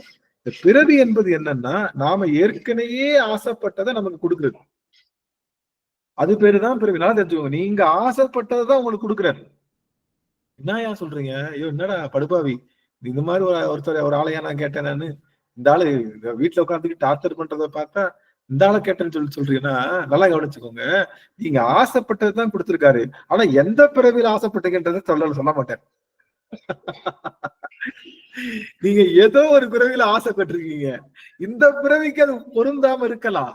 ஆனா நீங்க உங்ககிட்ட கிடைக்கிற அத்தனை பொருளும் நீங்க ஆசைப்பட்டதுதான். உங்ககிட்ட கிடைக்கிற அத்தனை பொருளும் நீங்க ஆசைப்பட்டது. ஆனா அவன் என்ன பண்றான்? அவன் வேணுக்கும்னே நினைச்சு பாருங்களேன். நீங்க ஆசைப்பட்டது எல்லாத்தையும் கொடுத்துக்கிட்டே இருக்கான்னு வச்சுக்கோங்க. இப்ப இந்த பிறவி வச்சுக்கோங்களேன். இந்த பிறவியில நீங்க என்னெல்லாம் ஆசைப்பட்டீங்களோ கொடுத்துக்கிட்டே இருக்கான்னு வச்சுக்கோங்க. எப்படி இருக்கும்? எப்படி இருக்கும்? இந்த சின்ன தம்பி படம் பார்த்திருக்கீங்களா? அதுல பாத்தீங்கன்னா அந்த பொண்ணு இருப்பாங்க. அந்த பொண்ணு ஆசைப்பட்டதெல்லாம் அவங்க அண்ணன் செய்வாரு. எல்லாமே அந்த பொண்ணு நடக்கிறது அது சரி தேவையானது. ஆனா அது எதுக்கு ஆசைப்படும்? கொஞ்ச காலம் கழிச்சு தகுதியில நடக்கணும்னு ஆசைப்படும். வெளியில போய் நடக்கணும் அது மாதிரி ஆசைப்பட ஆரம்பிச்சு. ஏன்னா இதெல்லாம் போர் அடிச்சு போயிடும்ல. மேன்மையான பொருள்கள்லாம் போர் அடிச்சு போயிடும். கீழ்மையான பொருளுக்கு தான் மன ஆசைப்படும். எது கீழ்மையான பொருள் கிடைச்சா மேன்மையான பொருளுக்கு ஆசைப்படும். இது மேன்மையான பொருள் கிடைச்சதுன்னா கீழ்மையான பொருள் எதுக்கும் உனக்கு ஆசைப்படணும். அவ்வளவுதான் இந்த ஆன்மாக்கு. அப்போ நாம இந்த பிறவில நம்ம நினைச்சதெல்லாம் சாமி கொடுத்துட்டாருன்னா அது வரமான்னு கேட்டா அது சாபம்னு அர்த்தம். ஒருத்தன் கேட்டா வரான், நான் என்ன தொட்டாலும் பொண்ணாகணும் சாமி. சாமி சரின்ட்டாரு. தொட்டதெல்லாம் தொலைங்கணும் பொண்ணாகணும்னு சரின்ட்டாரு. வீட்டுக்கு போன உடனே அந்த தூக்குவாளியை தொடரான் பொண்ணாயிடுச்சு. என்ன சந்தோஷம். அதுக்கப்புறம் போய் அந்த மேஜையை தொடரான் பொண்ணாயிடுச்சு. எல்லாமே பொண்ணாயிடுச்சு. திடீர்னு அவரோட பொண்ணு வருது. அப்பா அப்படின்னு ஓடி வந்து கட்டி பிடிச்சிச்சு. அந்த பொண்ணை தெரியாதனமா தொட்டாரு. இப்ப என்ன ஆயிடுச்சு? அவரோட பொண்ணும் பொண்ணாயிடுச்சு. எப்படி இருக்கும்? எப்படி இருக்கும்? சாப்பாடும் பொண்ணாயிரும். சாப்பாடு போட்டு சாப்பிட்டு அதுவும் பொண்ணாயிரும். அதுவும் பொண்ணாயிடுச்சு. இப்போ அந்த பொண்ணு அவருடைய மகள் ஓடி வந்து அப்பான்னு ஓடி வந்தோடனே தெரியாதனமா தொட்டுட்டாரு. மகளும் பொண்ணாயிட்டா என்ன எப்படி இருக்கும் நினைச்சு பாருங்க. அவர் கேட்டது தானே. ஆனா என்ன கேட்கல? உயிருள்ள பொருளை தொட்டா அது பொண்ணாக கூடாது சுவாமின்னு கேட்கல. அது உணவு பொருளை தொட்டா அந்த மாதிரி கேட்கல. நான் தொட்டது எல்லாம் இந்த மாதிரி நம்ம என்னமோ கேட்டிருக்கோம் சாமி கிட்ட. இந்த மாதிரி என்ன பண்றோம் சாமி கிட்ட? எப்பா இந்த மாதிரி வளர்த்தியா? இந்த மாதிரி இருக்கக்கூடிய ஒருவர் எனக்கு கணவரா வரணும்ப்பா. இந்த மாதிரி இருக்கக்கூடிய ஒரு அம்மா வந்து எனக்கு மனைவியா வரணும்ப்பா அப்படின்னு நம்ம கேட்டிருக்கோம். ஏதோ பிறவில எங்கேயோ கேட்டிருக்கிறதுக்கு இந்த பிறவில இப்படி கொடுக்குறான். கொடுக்குறப்ப எப்படி இருக்கும்? நெருக்கடியா இருக்கும். ஐயோ இந்த ஆள் இப்படி வந்து கொண்டாரு இந்த அம்மா. நம்ம என்ன சாமி நான் ஒண்ணு கேட்டேன். இது ஒரு சின்ன இதுல பார்த்தேன். நகைச்சுவைக்காக தான் சொல்லணும். ஒருத்தர் வந்து 2 பேரும் வந்து கணவன் மனைவி சாமி கொண்டுட்டு இருப்பாங்க. இந்த மாதிரி சாமி கிட்ட நான் ரொம்ப விரும்பி நல்லபடியா கேட்கணும், மனைவி வரணும்னு கேட்டேன். சாமி எனக்கு கொடுத்துட்டாரு. அதுக்கு நான் சாமிக்கு நிறைய பண்ணேன் அப்படின்னு. சரி ஓகே அப்ப சந்தோஷப்பட்டாங்க. ஏன் அப்புறம் ஏன் நீங்க என்னை திட்டுறீங்க? என்னைய வந்து நான் சரியில்லைன்னு சொல்றீங்க. சாமிகிட்ட கேட்டேன், என்ன சாமி நான் ஒண்ணு கேட்டேன் நீ ஒண்ணு கொடுத்துருக்க அப்படின்னு கேட்டதுக்கு, நீ போட்ட 10 ரூபாய்க்கு அவ்வளவுதான்ப்பா வரும் அப்படின்னாரா சாமி அப்படின்ற மாதிரி. அந்த 10 ரூபாய்க்கு வரத்து தான் நீங்க வந்திருக்கீங்கன்ற மாதிரி சொல்லி ஒரு நகைச்சுவை சொல்லுவாங்க. நான் என்ன சொல்ல எதுக்காக சொல்ல வரேன்னா, நமக்கு வருகின்ற நம்ம ஒரு தபால் போட்டிருக்கோம். நினைச்சு பாருங்க. ஆனந்த் நம்ம ட்ரெஸ் இதெல்லாம் போட்டு எனக்கு தேவையான பாக்ஸ போட்டு ஏற்கனவே நான் போட்டேன். அத தபால டெலிவரி பண்றதுதான் சாமியோட வேலை. எனக்கு ஒரு பொருள் வருதுன்னா ஏற்கனவே எனக்கு பிடிச்சு நான் பார்சல் பண்ண பொருள் தான். எந்த பொருள் வந்தாலும் சரி, எனக்கு எந்த பொருள் வந்தாலும் ஏற்கனவே என் பேர்ல வரணும்னு சொல்லி சாமி கிட்ட அழுது அடம் பிடிச்ச பொருள் தான் வருது. ஆனா எப்படி வருது? ஒரு பேச்சுக்கு எடுத்துக்காட்டுக்கு சொல்லுங்க. எடுத்துக்காட்டுக்கு வச்சுக்கிறேன்னு, நான் மண்புழுவா இருக்கிறப்போ எனக்கு இனிப்பு வேணும், எனக்கு வந்து கூட கூடையா சர்க்கரை வேணும் அப்படின்னு சொல்லி நான் கேட்டுக்கிட்டேன் அந்த பொருள். இப்போ எனக்கு வந்து சர்க்கரை வியாதி இருக்கும் போதும் சாமி வேணுக்கும்னே கண்ணு முன்னாடி வந்து வைக்கிறார். இந்தா வச்சுக்க. அப்ப எடுத்து சாப்பிட்டுட்டு ஐயோ எனக்கு இப்படி ஆயிடுச்சு அப்படி ஆயிடுச்சு, இதை கொடுத்து சாமி என்னை வந்து இது பண்றாரு அப்படின்னு சொல்லி. ஆனா நம்ம கேட்டது மண்புழுவா இருக்கிறப்போ கிடைக்கிறது இப்போ. ஆனா டெலிவரி தான் டைம் மாத்தி கொடுப்பான். ஏன் அப்படி குழப்பி கொடுத்தாதான் உனக்கு விருப்பு வெறுப்புன்னு வந்து மாறி வந்து ஒரு ஸ்டேஜ்ல விருப்பும் வெறுப்பும் மறத்து போயிற மாதிரி ஆயிடும். இந்த மறத்து போக வைக்கணும். நமக்கு அதிகமான உணர்வுகளை கொடுத்து நம்மளை மறத்து போக வைக்கணும். அதுதான் அவனுடைய வேலை. அதனால நம்ம கேட்டதை கொடுப்பான். ஆனா எப்ப கொடுப்பான்? நாம ஒரு பிறவில கேட்டிருப்போம். நல்ல அந்த நாயா இருக்கிறப்ப குட்டி நாய் வந்து நம்மளை வந்து லேசா கடிச்சு விளையாடணும்னு கேட்டிருப்போம். ஆனா நம்ம மனிதனா பிறந்திருக்கிறப்போ அதே குட்டி நாய் வந்து நம்ம கடிக்கும். ஆனா நம்ம நாயா இருக்கிறப்ப கடிச்சா ஒண்ணும் பிரச்சனை இல்லை. நம்ம நாயா இருக்கிறப்ப கடிச்சா அது வந்து அது விளையாட்டுக்கு ஏத்துக்கிறோம். ஆனா நம்ம மனிதரா இருக்கிறப்ப அந்த அந்த டெலிவரி மாத்திடுவாரு. இந்த டெலிவரிய மாத்தி மாத்தி கொடுக்கறதுனாலதான் இந்த ஆன்மா இன்பம் நமக்கு நினைச்ச சில பேர் அதுக்காக நாம எல்லாத்தையுமே நம்ம அடுத்தது ஏற்கனவே கோக்குமாக்கான பிறகு கேட்டெல்லாம் கொடுக்க மாட்டாரு. நமக்கு தேவையானதெல்லாம் கொடுத்துருவாரு. இடையில என்ன பண்ணுவாரு, நம்மளுக்கு ஒரு சின்ன கிளுகிழுப்புக்காக என்ன பண்ணுவாரு, நாம கேட்ட வேற பிறவில கேட்டது இந்த பிறவில டெலிவரி பண்ணுவாரு. என்னடா இது எப்ப கேட்டது இப்ப டெலிவரி பண்ற, எனக்கு மஃப்ளர் வேணும்னு நான் அமேசான்ல ஆர்டர் பண்ணா மார்கழி மாசம் வர வேண்டிய மஃப்ளரும் ஸ்வெட்டரும் சித்திரை மாசம் வந்து என்கிட்ட டெலிவரி. இதை போட முடியுமா? காட்டுக்கு கொடுத்த தண்ட கர்மாந்திரம் அப்படின்னு சொல்லி நம்ம சொல்றது மாதிரி சாமி எடுத்து அது மாதிரி திட்டம். நம்ம என்ன பண்ணுவோம், ஆர்டர் போட்டது மார்கழி மாச குளிருக்கு அதுக்கு மஃப்ளரும் ஸ்வெட்டரும் ஆர்டர் பண்ணா இது எப்ப டெலிவரி பண்றான் இந்த படுபாவி அப்படின்னா, இவன் வந்து சித்திரை மாசம் டெலிவரி பண்றான். யாராவது போட முடியுமா? இது சித்திரை மாசம் வெயில்ல நாங்க வந்து வீட்டுல நார்மலான ட்ரெஸ் போட்டுக்கிறதே பெரிய விஷயமா இருக்குடா, ஏன்டா அப்படி பண்றன்ற மாதிரி ஒரு ஒரு ஒரு அங்கலாய்ப்பை ஏற்படுத்தும். இதுதான் அவனுடைய வேலை. அதனால அதனாலதான் திருவிளையாடல்னு பேர். புரியுதுங்களா? உங்க கையில கிடைச்ச அத்தனை பொருளும் ஏற்கனவே நீங்க உங்களுக்காக பார்த்து செலக்ட் பண்ணி உங்க பேர்ல நீங்களே டெலிவரி போட்ட பொருள் தான். ஆனா அது என்ன ஆகுது, சாமிகிட்ட போய் சாமி கோயிலா இறங்கி மடிப்பிச்சையெல்லாம் வாங்கி எனக்கு ஒரு பிள்ளை வேணும் சாமி, அதுவும் நல்ல பிள்ளை வேணும் சாமி நம்ம கேட்டா கடைசியில் அது என்ன பண்ணும், அது பிள்ளை வரும் வந்து நம்ம பண்ற டார்ச்சர்ல திரும்ப சாமி கிட்டே போய் கேட்போம், நீ யார் சாமி இந்த மாதிரி பிள்ளைய கொடுக்க சொன்னா அப்படின்னு கேட்டா சாமி சொல்லுவாரு ரீவைண்ட் பண்ணிப்பாரு. நீ தானே கேட்ட. ஆமா, ஆனா அதுக்கான அனுபவத்தை அது மாதிரி ஒரு விஷயம் மட்டும் நாங்க அழுத்தி சொல்றோம். என்னன்னா, உங்களுக்கு விளைகின்ற அத்தனையும் நீங்க போய் சூப்பர் மார்க்கெட்ல பார்த்து எனக்கு வேணும்னு ட்ராலியில் எடுத்து போட்ட பொருள் தான். கண்டிப்பா வேறவங்களோட பொருள் உங்களுக்கு வரவே வராது. இதுக்கு பேரு தான் நியதின்னு பேரு. நியதின்ற தத்துவம். நீங்க போட்ட ஆர்டர் தான் உங்களுக்கு டெலிவர் ஆகும். அப்ப தெரிஞ்சுக்கோங்க, ஏதாச்சும் வருத்தமான பொருள் வந்துச்சுன்னா நம்ம என்ன பண்ணக்கூடாது, மூச்சு காட்டக்கூடாது, இல்லை யார்ட்டையும் சொல்லக்கூடாது. அதாவது அமேசான்ல ஆர்டர் போட்டிருப்போம், நல்ல பட்டுப்புடவை சூப்பரா கலர் இருக்குன்னு ஆர்டர் போட்டா அவன் கொடுத்த கலருக்கு அதுல பார்த்த கலர் இருக்கும், வீட்டுக்கு வந்து டெலிவரி ஆகிறப்ப அந்த கலர் இருக்கும், படு கேவலமா இருக்கும், சுத்தமா பொருத்தமே இருக்காது. என்ன சொல்லுவான், ஆனா வீட்டுக்காரர்கிட்ட அவர் கேட்பாரு, என்னம்மா வந்துருச்சு ஆர்டர், ஆனா நீ நினைச்ச மாதிரி வந்திருக்கான்னு கேட்டா இப்ப வீட்டுக்காரர் என்ன சொல்லணும், சூப்பரா நினைச்சதோட சூப்பரா வந்திருக்குன்னு சொன்னோம், இல்லங்க மாறி வந்திருக்குன்னு சொன்னா திட்டுதான் விழணும் அவனுக்கு. அது மாதிரி நமக்கு வந்த பொருள் ஏதாவது மாற்று கருத்து இருந்துச்சா நம்மளே நினைச்சுக்க வேண்டியது, இந்த மாதிரி கேவலமான பொருளை சூஸ் பண்ணிருக்கு பைத்தியம் போல, இந்த பைத்தியம் இப்படி சூஸ் பண்ணிருக்கேன், சரி பரவாயில்ல யூஸ் பண்ணுவோம், என்ன எது அப்படி யூஸ் பண்ணாட்டினாலும் தூக்கி ஓரமா வச்சிருவோம், அது பாத்துக்கலாம், அது நம்ம விட்டுறலாம்னு சொல்லிட்டு நமக்கு தேவையில்லாத பொருள் வந்தா யூஸ் பண்ணாம வச்சிருங்க, அவ்வளவுதான். நமக்கு தேவையில்லாத பொருள் வந்தா அதை பயன்படுத்தாம ஓரமா வச்சுக்கிறது தான் நமக்கு உத்தமம் அப்படிங்கறத தெரிஞ்சுக்கிட்டோம்னா சரி. இப்ப எதுக்காக இவ்வளவு பெரிய விஷயம் சொல்ல வந்தோம் அப்படின்னா, இந்த அந்த கரணங்கள் என்று சொல்லுகின்ற அந்த காமனான உடலைத்தான் இறைவன் அத்தனை உயிர்களுக்கும் கொடுத்தான். இன்னொரு முக்கியமான விஷயம் எல்லாரும் கவனிங்க, ரொம்ப முக்கியமான விஷயம் கவனிங்க. நம்ம வீட்டுல ஒரு நல்ல நாளைக்கு இட்லி ஊத்துறதுக்கு மாவாட்டம்ல, மாவாட்டமா இல்லையா? எப்பயுமே நீ இட்லி ஊத்துறதுலே குறியா இருக்கடா அப்படின்னு எனக்கு சொல்றதுதான் கேக்குது. எனக்கு இங்க இட்லி ஊத்தவே முடியல, என்னால இட்லி சாப்பிட்டு பல நாள் ஆயிடுச்சு. இட்லிக்கு அவ்வளவு பெரிய அடிக்ட் நானு, இங்க சாப்பிடவே முடியல. இங்க இருக்கு எல்லாம் இருக்கு, ஆனா அதை சமைக்க முடியல. சரி, அப்ப நம்ம என்ன பண்ணுவோம், அந்த தீபாவளி பொங்கல் இந்த மாதிரி நல்ல நாளைக்கெல்லாம் மாவு அரைச்சு வச்சுக்குவோம். அரைச்சு வச்சுட்டு என்ன பண்ணுவோம், மொத்த மாவையும் அன்னைக்கு இட்லியை வச்சிருவோமா, அன்னைக்கே வச்சிருவோமா என்ன, அன்னைக்கு ஒரு 4 இட்லி ஊற்றுவோம், அப்புறம் ஒரு 4 நாள் கழிச்சு, அப்புறம் 2 நாள் கழிச்சு, அடுத்த நாள் கழிச்சு கொஞ்சம் 2 நாள் இட்லி ஊத்துவோம், அப்புறம் ஒரு வேற என்ன தோசை ஒரு 2-3 நாளைக்கு ஊத்தி சாப்பிடுவோம். கடைசியா கொஞ்சம் போல மாவு இருக்கும் பாருங்க, அது தோசையும் ஊத்த முடியாது, இட்லியும் ஊத்த முடியாது. என்ன பண்ணுவோம், கொஞ்சம் போல கோதுமை மாவை கலந்து, கொஞ்சம் போல எக்ஸ்ட்ரா போட்டு கலந்து, இதெல்லாம் போட்டு ஒரு டிஷ்ஷா போட்டு ஒண்ணு உருவாக்கிப்போம். அது மாதிரி இந்த உலகத்துல இருக்கக்கூடிய அத்தனை ஆன்மாக்களுக்கும் சாமி உடம்பு தரல, நல்லா தெரிஞ்சுக்கோங்க. அதுல கொஞ்சம் போல தோண்டி ஒரு சின்ன பாத்திரத்துல வச்சு, அந்த பாத்திரத்துல இருக்கக்கூடிய அதைதான் நம்ம வந்து இட்லிக்கு ஈடு ஊத்துற மாதிரி மொத்த ஆன்ம வர்க்க கூட்டங்கள்ல கொஞ்சம் ஆன்மாக்களை மட்டும்தான் எடுத்து அதுகளுக்கு என்ன கொடுத்திருக்காரு, ஒரு பேட்சுக்கு உடம்பு கொடுத்திருக்காரு.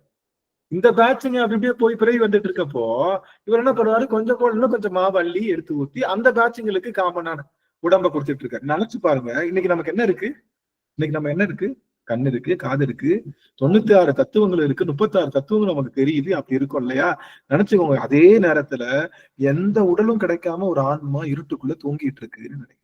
நீங்க எவ்வளவு பேரு பெற்றவர்கள் நினைச்சு பாருங்க, எவ்வளவு பேரு பெற்றவர்கள். நமக்கு கிடைச்ச இந்த உடல் ஒரு ஆன்மாவுக்கு கிடைக்கல, அது இன்னும் இருளுக்குள்ளதான் இருக்கு, பேட்ச் இருக்கு, இன்னும் இருக்கு. எந்த உடலும் கிடைக்காம அனாதி கேவலத்துல இன்னும் ஆன்மாக்கள் இருந்து கொண்டுதான் இருக்கு. நம்மளை எவ்வளவு ப்ரமோட் பண்ணி கொண்டு வந்திருக்காரு தெரியுமா? நம்ம எவ்வளவு சீனியரா இருக்கோம் தெரியுதா உங்களுக்கு? நம்ம எவ்வளவு சீனியரா இருக்கு, எவ்வளவு நம்மளுக்கு உடம்ப கொடுத்து, மனசை கொடுத்து, நல்ல என்விரான்மெண்ட்டை கொடுத்து, எல்லாத்த விட சிவபெருமான்னா யாருன்னு தெரிய கொடுத்து, அவனைத்தான் வழிபாடு செஞ்சா நீ அடைஞ்சிருவேன்ற கொடுத்து, உலகத்துல இருக்கக்கூடிய அத்தனை பொருள்கள் மேலையும் உவர்ப்பு ஏற்படுத்தி, அவன் திருவடி ஒண்ணுதான் பெருசு, நீ கொடுத்தாலும் சரி கொடுக்காட்டினாலும் சரி உன் திருவடியை மட்டும்தான் பிடிப்பேன்ற அந்த நினைப்பு ஆற்றல் நமக்குள்ள ஊன்றி வச்சிருக்கான்னா, இன்னும் உடலே கொடுக்காம எந்த வித முன்னேற்றமும் இல்லாம ஏதோ ஒரு ஆன்மா அது தனி இருட்டுக்குள்ள கிடக்கு அப்படின்னு நம்ம நினைச்சு பார்த்தோம்னா, உனக்கும் கீழே உள்ளவர் கோடி நினைத்து பார்த்து நிம்மதி நாடு, மயக்கம்மா கலக்கம்மா மனதிலே குழப்பம்மான்ற மாதிரி எப்பெல்லாம் குழப்பம் வருதோ, எப்பெல்லாம் சாவி அடிச்சு நொறுக்குறாரோ, அப்பெல்லாம் சாவி அடிக்கிறதுக்காவது நமக்கு உடம்பு கொடுத்துருக்காரு. அடி கூட வாங்க முடியாம ஒண்ணுமே இல்லாம தேமேன்னு சில ஆன்மாக்கள் கிடைக்கிறத நம்ம நினைச்சு பாக்குறப்போ, நாம பேரு பெற்றவர்கள்னு ஒவ்வொரு முறையும் நாம நம்மளை மாறுதட்டிக்கணும். எப்படின்னு பாருங்களேன். அவன் முதல் குடிச்சது மட்டும் இல்ல, நம்மளுக்கு முதல்ல போட்டு பிசினஸ் ஓஹோன்னு ஓட்டி இருக்கான். அதனாலதான் நமக்கு என்ன வந்திருக்கு? இந்த பிறவி இல்ல, மானிட பிறவி கிடைச்சிருக்கு. மானிட பிறவி அரிது மானிடராய் பிறத்தல் அரிது, அதனினும் அரிது கூன் குருடு செவிடு பேடு நீங்கி பிறத்தல் அரிது, அதனினும் அரிது ஞானம் கல்வி நயத்தல் அரிது, அதனினும் அரிது தானம் தவம் தான் செய்தல் அரிது. எல்லாம் கிடைச்சா கூட, கல்வி எல்லாம் கிடைச்சா கூட அடுத்தவங்களுக்கு கொடுக்கணும்ன்ற எண்ணம் வராது. எங்க அடியவர்கள்ட்ட எல்லாம் இப்பெல்லாம் போய் கேளுங்களேன், ஏமா இந்த வீட்டை நாங்க எங்க பேர்ல எழுதிக்கிட்டோம்மா, அட போய் எழுதிட்டு போயா, அந்த வீட்டுல இருக்கிற ஃப்ரிட்ஜ் எல்லாம் நாங்க எடுத்துக்கோமா, போய் எங்கேயோ போயா, எங்க அப்பா நான் நினைச்சு நான் உட்காந்துருக்கேன், டிஸ்டர்ப் மட்டும் பண்ணாது, என்னை டிஸ்டர்ப் பண்ண எங்க அப்பா நினைச்சே உட்காந்துருக்கேன், எது வேணுமோ எடுத்துட்டு போய் அப்படிங்கிற அளவுக்கு எங்களோட அடியாருக்கு பெருமக்கள் வந்துட்டாங்க. அந்த அளவுக்கு பக்குவப்பட்டாங்க. அவங்களுக்கு எந்த பொருள் மேலேயும் பற்றல். அப்ப இந்த தானம் தவம் தான் செய்தல் அரிதுன்ற அந்த நிலைமைக்கு சாமி கொண்டு வந்துட்டாரு. அதையும் தாண்டி அப்படி நின்னா வானவர் நாடு வழி திறந்துடுமேன்ற அளவுக்கு வானவருடைய நாட்டினுடைய கதவு என்று சொல்லக்கூடிய இறைவனுடைய திருக்கதவத்தையும் நமக்கு காமிச்சிட்டார். ஆகா, கதவம் திறந்துருச்சு. யாத்திரை பற்றி முழுக்க திருக்கதவம் நம்ம பார்த்தோம். அப்படி நினைச்சு பாருங்க. இப்ப சொல்லுங்க, சாமி எப்படி முதல் போட்டிருக்காரு? நமக்கு போட்ட முதல் யாருக்கும் போடல. இதுல நம்ம என்ன சொல்றோம்? சாமி பிசினஸ் சாமியை பத்தி தெரிஞ்சு கொடுத்து உங்களை போன்ற அருளாளர்களை எங்களுக்கு வயற்படுத்தி கொடுத்தாங்க பாரு, அதுதான் ரொம்ப ரொம்ப சந்தோஷம். சாமி நீங்க வேற, நீங்க தான் அருளுடைய இருக்கிறனாலதான் அடியன் பேசிட்டு இருக்கேன். இல்லாட்டினா அடியன் எனக்கு பேசுறதுக்கு வாய்ப்பு இல்லைன்னா. முக்கியமான விஷயம் என்னன்னா, சாமி முதல் போட்டு ஆரம்பிச்சு வச்சிருக்கான். எப்படி வச்சிருக்கான்? அமோகமா பிசினஸ். நம்ம என்ன பண்றோம்? பிசினஸ் இப்போ நம்ம என்ன பண்ணிடுறோம்? டாடா பிர்லாலாம் இருக்காங்கல்ல, நல்லா கவனிங்க, டாடா பிர்லாலாம் இருக்காங்கல்ல, அவங்களுக்கு எல்லாம் என்ன ஆகும்? பிசினஸ்ல நஷ்டமாகும். பிசினஸ்ல நஷ்டமாகும்ல. எவ்வளவு நஷ்டமாகும்? கோடி கணக்கில் நஷ்டமாகும். அவங்க என்ன பண்ணுவாங்க? வருத்தப்படுவாங்க. அதுக்கப்புறம் என்ன பண்ணுவாங்க? அதுக்கடுத்து அந்த பிசினஸ் எப்படியாவது அந்த அங்கிட்டு இங்கிட்டு போட்டு தேத்தி எடுத்துருவாங்க, அந்த காசை எப்படியாவது எடுத்துருவாங்க. இப்போ இந்த கீழே இருக்கிற அந்த 5க்கும் 10க்கும் இந்த மாசம் இந்த இது சனிக்கிழமை சந்தையில கூறு போட்டு விற்கிற அவங்க மாதிரி நம்மளை வைக்காம நம்மள டாடா பிர்லா ரேஞ்சுக்கு தான் வச்சிருக்காங்க. எப்படி? பிசினஸ போட்டு உடம்புன்றதை கொடுத்து, மானிட பிறவியை கொடுத்து, அதுல அடியார்களை கொடுத்து, திருவாசக சிந்தனையை கொடுத்து, திருவாசகத்தை கொடுத்து, சிவத்தை கொடுத்து, சிவம் யாருன்னு தெரிஞ்சுக்கிறத கொடுத்து, அவங்க கிட்ட 4:30 விளக்கு போடுங்கன்னா, நீ என்னையா சொல்றது? நான் 3 மணிக்கே போடுவேன் வழக்கு போட்டு விளக்கு ஏத்துக்கின்ற அடியவர் பெருமக்கள் இருக்கின்ற இடமாக வச்சிருக்காங்க. நாமெல்லாம் எந்த இடத்துல இருக்கோம்? அதாவது பிறவின்ற பிசினஸ்ல டாடா பிர்லாவா இருக்கும். ஃபர்ஸ்ட்ல இருக்கோம். நம்ம நினைச்சுக்கோங்க, ஃபர்ஸ்ட்ல இருக்கோம். நஷ்டம் ஏற்படும், சரிப்படுத்திடுவார். நஷ்டம் ஏற்படுத்தினா என்ன பண்ணிடலாம்? 10 கோடி ரூபாய் நஷ்டம் ஏற்பட்டா டயர் பிசினஸ்ல சரி பண்ணி கொடுத்துருவார். சொன்ன உடனே இப்ப பெல் அடிக்குது பாருங்களேன். சொன்ன உடனே 10 கோடி ரூபாய் பிசினஸ் நஷ்டம்னு சொன்னா வேற பிசினஸ்ல எடுத்து கொடுத்துருவார். இது 5 கோடி ரூபாய் லாஸ் ஆயிடுச்சுன்னா காய்கறி கடையில இருந்து ஒரு லாபத்தை கொடுத்து சரி கட்டிடுவார். அது மாதிரி கவலைப்படாதீங்க. உங்களுக்கு ஏதாவது ஒரு இடத்துல இறக்கம் ஏற்படுது, அதாவது இறக்கம்னா சறுக்கல் ஏற்படுதுன்னா அவன் இன்னொரு பிசினஸ் மூலமா உங்களுக்கு கொடுத்து சரி கட்டுறதுக்கு காத்திருக்கான். நினைச்சுக்கோங்க, உண்மை. அதனால இது இல்லையே நினைச்சது வருத்தப்படாதீங்க. அது வேற வடிவமாக உங்களை வந்து சேரும் என்பதுல நீங்க உறுதியா இருக்கு. அதத்தான் சுவாமி. அப்போ சிவபெருமான் யாருன்னா முதல்வன். நமக்கெல்லாம் இப்ப புரிஞ்சுதா? நமக்கு முதல் போட்ட எசமா அவன் தான். நமக்கு முதல் போட்டு இந்த நல்ல ஆன்மாவை ஓஹோன்னு பிறவிய ஓட வச்சு நம்மளை இங்க கொண்டு வந்து நிறுத்தி இன்னைக்கு நம்மளை எக்ஸ்ட்ரீமான இடத்துல நிக்க வச்சிருக்கான். புரிதல்ல எத்தனையோ ஆன்மாக்கள் இன்னைக்கு பாருங்களேன். இன்னைக்கு வந்து ஒரு காலத்துல வந்து புத்தாண்டு தினம் அப்படின்னா ரொம்ப ரொம்ப அழகா செலிப்ரேட் பண்ணிக்கிட்டு இருந்த இடம் அது. ஆனா இப்ப என்ன பண்ண, புத்தாண்டுனா கண்டிப்பா மது அருந்தாம புத்தாண்டு இல்லை அப்படிங்கிற மாதிரி உணர்வு கொண்டு போய் அதுக்கப்புறம் கேலி கூத்து களியாட்டங்கள்லாம் இருக்கணும்னு சொல்லக்கூடிய அளவு கொண்டு போய் புத்தாண்டுனாலே நைட்டு 12 மணிக்கு சட்டையை கழிச்சுட்டு நடுத்தருல திருத்திட்டு ஓடணும்ன்ற மாதிரியான நினைப்ப உருவாக்கி இப்ப அதுக்கான விஷயங்களை டிஃபரெண்டா கொடுத்துருக்காங்க.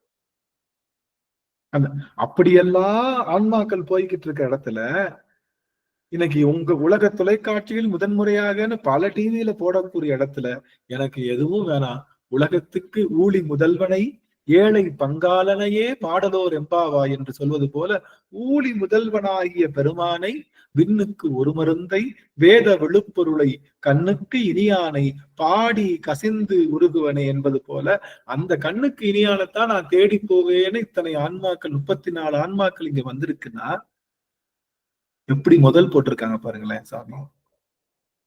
நீங்க செய்கின்றது எல்லாமே மகாமாய சுத்தி தான். நீங்க செய்கின்றது எல்லாமே மகாமாய சுத்தியத்தான் செஞ்சுக்கிட்டு இருக்கீங்க. ஆகவே இதுல இருந்தே தெரிஞ்சுக்கிச்சு நமக்கு பெருமான் அருமையான முதல் போட்டிருக்கான். முதல் போட்டனால அவன் யாரு? முதல்வன். முன்னாடி இருக்க சிவபெருமான் முதல்வனா? முன்னாடி இருக்கிறவனா? சிவபெருமான் முதல்வனான்னு கேட்டா முதல்வனான்னு கேக்குறேன். இல்ல, ஃபர்ஸ்ட் அவன் வர முடியாது. ஏன் ஃபர்ஸ்ட் வர முடியாது? சிவபெருமான் ஃபர்ஸ்ட் வர முடியாது. ஆதியும் அந்தமும் இல்லாதவருங்க ஐயா. அவரு ஆதியும் அந்தமும் இல்லாதவரு, முதலும் இல்ல கடைசியும் இல்லைங்க ஐயா. சரி, அப்படி இருந்தா முதல்ல வந்துட்டு போறது, எப்பயும் வந்துட்டு போறது. அப்படி இருந்தாலும் வர முடியாது. முக்தின்னு சொல்லிட்டீங்களா ஐயா? முக்தி கடைசியில தானே கிடைக்கும். நீங்க முதல்வனா முக்தின்னு சொல்லிட்டீங்க இல்லையா? அதனால அது கடைசியில இல்ல அப்படி இல்ல. நல்லா தெரிஞ்சுக்கோங்க. அருமை அம்மாவோட அந்த புரிதல் அருமையா இருக்கு. முக்தி கடைசியில கொடுக்கணும்னு அவசியம் இல்லையே. இப்ப நம்ம சொன்னோம்ல, ஒரு பேட்ச் ஆன்மாக்கள் வந்துச்சுன்னு சொன்னோம்ல, ஒரு பேட்ச் ஆன்மாக்கு மனசெல்லாம் கொடுத்தாருன்னு சொன்னோம் இல்லையா? எல்லாத்துக்கும் சமமா பொருள் கொடுத்தாங்கல்ல. கொடுத்த உடனே சில ஆன்மாக்களுடைய பக்குவத்தினால உடனே முக்தி போயிடுச்சு. எது? அவங்களுக்கு பிறவியே கிடையாது. மனம் புத்தி சித்தம் ஆங்காரம்ன்றத கொடுத்த உடனே சம் செட்டு சில பேட்ச் ஆன்மாக்கள் அவ்வளவுதான் உடனே உணர்ந்து எங்க போயிடுச்சு? வெளியே வரவே முடியாத பதமுத்திக்கு போயிடுச்சு. முதல்லயே போயிடுச்சு. நாம நினைச்சிட்டு இருக்கோம் நிறைய பிறவிகள் என்பது என்னுடைய ஆன்மாவில் இருக்கக்கூடிய குறைக்கு தகுந்த மாதிரியா தவிர, என் ஆன்மால குறைகள் என்ன ஃபர்ஸ்ட் பிறவில கொடுத்துருவோம், அவ்வளவுதான் முடிஞ்சு. புரிஞ்சுக்கிச்சு, உடனே கொடுத்த உடனே புரிஞ்சுக்கிச்சு. ஆக நமக்கு அந்த இடையரா ஆனந்தம் தான் தேவை, வேற எதுவும் தேவையில்லை. அதை தர்றவன் இந்த மன புத்தி சித்தமாக கொடுத்த சிவபெருமான் தான். அவனை நினைச்ச உடனே தூக்கி போய் போட்டான், முக்தி கொடுத்துட்டான்.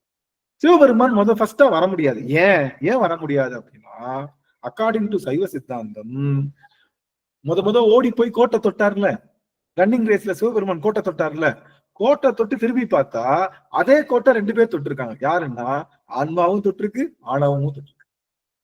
இந்த ஆன்மா, ஆணவ, பதி, பசு, பாசம் என்ற 3 பொருளும் எப்ப தோன்றுச்சுன்னே தெரியாது. அதுக்கும் ஆதியும் அந்தமும் கிடையாது. இதுக்கும் சிவபெருமானுக்கு மட்டும் இல்ல, உங்களுடைய ஆன்மாவுக்கும் ஆதி அந்தம் கிடையாது. மறைப்பாற்றலாக இருக்கக்கூடிய ஆணவத்துக்கும் ஆதி அந்தம் கிடையாது. அந்தம் இருக்குன்னு நம்ம எப்படி சொல்றோம் அப்படின்னா, நமக்கும் அந்த இருக்குன்னு சொல்றோம். நமக்கு அந்த இருக்குன்னா என்ன அர்த்தம்னா, முக்தி என்பது நம்மளுடைய அந்தமாக சொல்லப்படுது. முக்தி இல்லை. ஆனா முக்தியில நம்ம எக்ஸிஸ்டன்ஸ் தானே, நம்ம அழிச்சு போறது இல்லை, நம்ம அப்படியேதான் இருக்கு. ஆணவ இருளும் என்ன பண்ணாதுன்னா, நம்ம கிட்ட இருந்து விலகி இருக்குமே தவிர அடுத்து வர பேட்ச் இருக்குல்ல, எது 2வது ஈடு இட்லி ஊத்துறதுக்கு மாவு இருக்குல்ல, அந்த மாவை பிடிக்கிறதுக்கு தனியா இருக்கு, அது ரெடியா தான் இருக்கு. ஆக அது எப்பயுமே இருந்துகிட்டே தான் இருக்கும், யாரையோ ஒருத்தவங்க பிடிச்சிக்கிட்டு தான் இருக்கும், நம்ம கிட்ட இல்லைன்னு தான் சொல்ல முடியும். புரிஞ்சுதுங்களா? அப்போ இறைவன் அவன் வர்றப்பவே 2 பொருள் கூட இருக்கனால அவன் ஃபர்ஸ்ட் செகண்ட்னு சொல்ல முடியாது. இறைவன் தான் முதல்ல வந்தான், 2வது ஆன்மா வந்துச்சு, 3வது ஆணவம் வந்துச்சுன்னு சொல்ல முடியாதுன்ட்டாங்க நம்ம சைவ சித்தாந்தம். 3மே ஒன்னா நிக்குது, அவ்வளவுதான். 3மே ஒன்னா நிக்குது. அதனால சிவபெருமான் யார் கிடையாது, முதல்வன் கிடையாது. ஆனா நம்ம என்ன சொல்றோம், ஊழி முதல்வனாய். ஊழி முதல்வனை ஏழை, ஊழிக்கு முதல்வன். என்ன ஊழி? அவன் தான் சம்ஹாரம் பண்றான், அவன் தான் மொத்தம் சம்ஹாரம் பண்றான். அப்படின்றப்போ ஊழின்ற அந்த கூத்துக்கு ஊழி எதுக்கு தான் பண்ண முடியும்? இந்த ஊழி கூத்துன்னு சொல்றாங்களே, ஊழினா உலகத்தை அழிக்கிறது மொத்தமா, அந்த தனியா இந்த சுனாமி வந்து அழிக்கிறது, நெருப்பு மலை வந்து அழிக்கிறது, அந்த மாதிரி. இது பேர் தான் ஊழி. இந்த ஊழின்றது எதுக்குத்தான் பண்ண முடியும்? எதைத்தான் பண்ண முடியும்? எதுக்குத்தான் பண்ண முடியும் அந்த ஊழியை? இந்த அந்தம் பண்றது எதுக்குத்தான் பண்ண முடியும்? சடப்பொருளுக்குத்தான் பண்ண முடியும். அறிவு பொருளுக்கு ஊழி கிடையாது, எப்பயுமே ஊழி கிடையாது. அதுக்கு இந்த உலகத்துக்குத்தான் ஊழி உண்டு, புவனங்களுக்குத்தான் ஊழி உண்டு, பிரபஞ்சங்களுக்குத்தான் ஊழி உண்டே தவிர ஆன்மாக்களுக்கோ ஆணவத்துக்கோ ஊழி என்பது கிடையாது. இது நிக்கிற வீட்டை தான் புடுங்கி விட்டுது சாமி. நல்லா கவனிங்க, நல்லா கவனிங்க. நாம நிக்கிற வீட்டை ஜப்தி பண்ணி வெளியே போங்க அப்படின்னு சொல்றாங்கல்ல, அதுக்கு பேர் தான் ஊழி. வீட்டை தான் ஜப்தி பண்றாரு, ஆன்மா நடுத்தர நிக்கும். ஆன்மா என்ன பண்ணும்? அது எப்பயும் நடுத்து, அதுக்கு ஊழி எல்லாம் கிடையாது. அது போல அவன் இருக்கிற வீட்டை புடுங்குறாரு, அது பேர் தான் ஊழி முதல்வனாய் சிவபெருமான். அங்க அவன் தான் முதல். ஏன்னா அவன் தான் அந்த ஊழிக்கு, அவன் தான் அந்த உலகத்தை படைச்சான், காத்தான், அதை வந்து மறைச்சான், அருள்லான்னு சொல்றதுனால அதுக்கு அவன் முதல்வன். ஆனா இந்த ஆன்மாவுக்கு முதல்வனான்னு கேட்டா இல்ல. ஏன்னா ஆன்மா எப்ப தோன்றுச்சோ அப்போ அவனும் இருக்கான், ஆணவம் எப்ப தோன்றுச்சோ அப்ப அவனும் இருக்கான். யாரு முன்ன பின்னன்றத சொல்ல முடியாதுன்னு சொல்லிட்டான் 3 பேரும். சரி, அப்போ இந்த இடத்துல முதல்வன் அப்படிங்கிறத நான் எப்படி போடுறேன் அப்படின்னா, குருநாதர் குருவருள்னால முதல்வன்றத அவன் நமக்கு தந்த அந்த முதல் உடல், அந்த முதல் காமனான உடல் இருக்கு இல்லையா, அதற்குத்தான் அவன் என்ன பண்ணான், முதல்வனாக இருக்கின்றான். அவன் கொடுத்த இந்த பிறவி என்ற பிசினஸ ஓடோடி வைக்கிறான். நீங்க எல்லாரும் கேட்கலாம், ஏங்க பிறவி அறுப்பவன் தானே சிவபெருமான்? இல்ல, ஆமாவா இல்லையா? ஏங்க பிறப்பருக்கும் பிங்ககன் தன் பெய் கடல்கள் வெல்க, அப்படிதானே சொல்றோம், ஆமாவா இல்லையா? பிறப்பருக்கும் பிங்ககன் தானே சொல்றோம். அவன் என்ன பிறவியை கொடுக்குறான்னா கான்ட்ராவர்சியல் ஆகுதுன்னு நீங்க கேட்கலாம். இல்ல, கேக்குறீங்களா? யாராவது இந்த கேள்வி சரின்னு நினைக்கிறீங்களா? பிறப்பருக்கும் பிங்ககன் சொல்றீங்க, கேட்டா அவர் தான் பிறப்பை கொடுத்தாருன்றீங்க. முதல் பிறப்பு எல்லா பிறப்பையும் முதல் போட்டு ஆரம்பிச்சு அமோகமா பிறவி எடுத்து வர வச்சாருன்னு சொல்றீங்க. என்னங்க அர்த்தம்? என்ன புரியுது? அவன் பிறப்பை கொடுக்கிறவனா பிறப்பை அறுப்பவனா?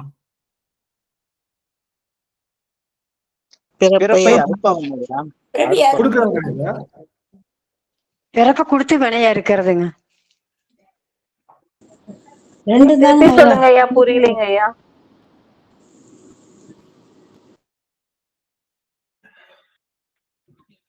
சிவபெருமான் நுண்ணுடல் தாங்கய்யா கொடுத்தாரு அவரு. உடல் தானே அவரு இது பண்றாருங்கய்யா. ஆமா, உடல் தான் கொடுத்தாரு. அதான பிறவி. பிறவி அறுக்கிறவன் சொல்றீங்களே, ஆனா பிறவி கொடுக்குறானே, கொடுக்கிறவனும் அவன் தானே இல்லையா? பிறவி கொடுக்கிறவனும் அவன் தானே, கொடுக்கிறவனும் அவன் தான், அறுக்கவனும் அவன் தான், ரெண்டும் அவன் தான். அப்ப கொடுக்கிறவனா அறுக்கிறவனா? ரெண்டுமே அவர் தாங்க ஐயா. இல்ல வீடா பேரான்னு கேட்டா வீடு பேருன்னு சொல்வது போல. நல்லா கவனிங்க, வீடு பேரு என்ன அர்த்தம்? ஒன்றை விட்டு இன்னொன்றை பெறுவது, ஒன்னை விட்டு இன்னொன்னு பெறுவதற்கு பேரு தான் வீடு பேரு. அது மாதிரி சிவபெருமான் என்ன பண்றான்? பந்தமும் வீடும் ஆயினார்க்கு. பந்தமும் அவன் தான், வீடும் அவன் தான். நம்மளை பந்திச்சிருக்கக்கூடிய மாயை யாரு? மாயை யாரு சாமி? யாரு மாயை? மாயை யாரு? மாயை யாரு? யாரு மாயை? சக்தி யாரு? சக்தி யாரு?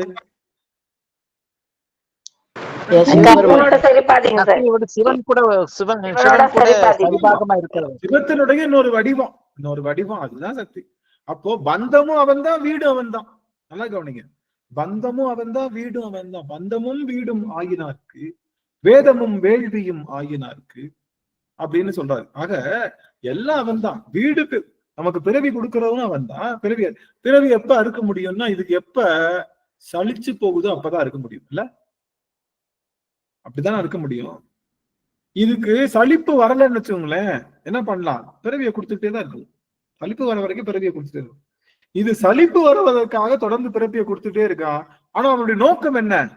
பிறவி கொடுத்தான்ல, நோக்கம் என்ன? நோக்கம் என்ன? சலிப்பு வந்து பிறவி நீக்கணும்ன்றதான் நோக்கம். அவன் கொடுத்தது என்னமோ பிறவிதான். ஆனா அவனுடைய நோக்கம் என்ன? பிறவியை நிறுத்துறதுக்காகத்தான் பிறவியை கொடுக்குறான். முள்ளாலதான் எடுக்கணும், சாணத்தை சாணத்தாலதான் கழுவணும், வைரத்தை வைரத்தாலதான் அறுக்கணும். அது போல பிறவியாலதான் அறுக்க முடியும்.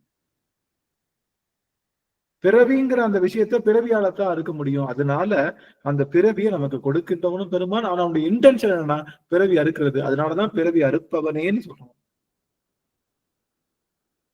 அப்போ இந்த பிறவிக்கு முழுமுதற் காரணமாக இருக்கக்கூடிய அந்த முதலை நமக்கு பெருமான் கொடுப்பதினாலே அவனை முதல்வா என்று சொல்கின்றோம். முதலை தருகின்றவன்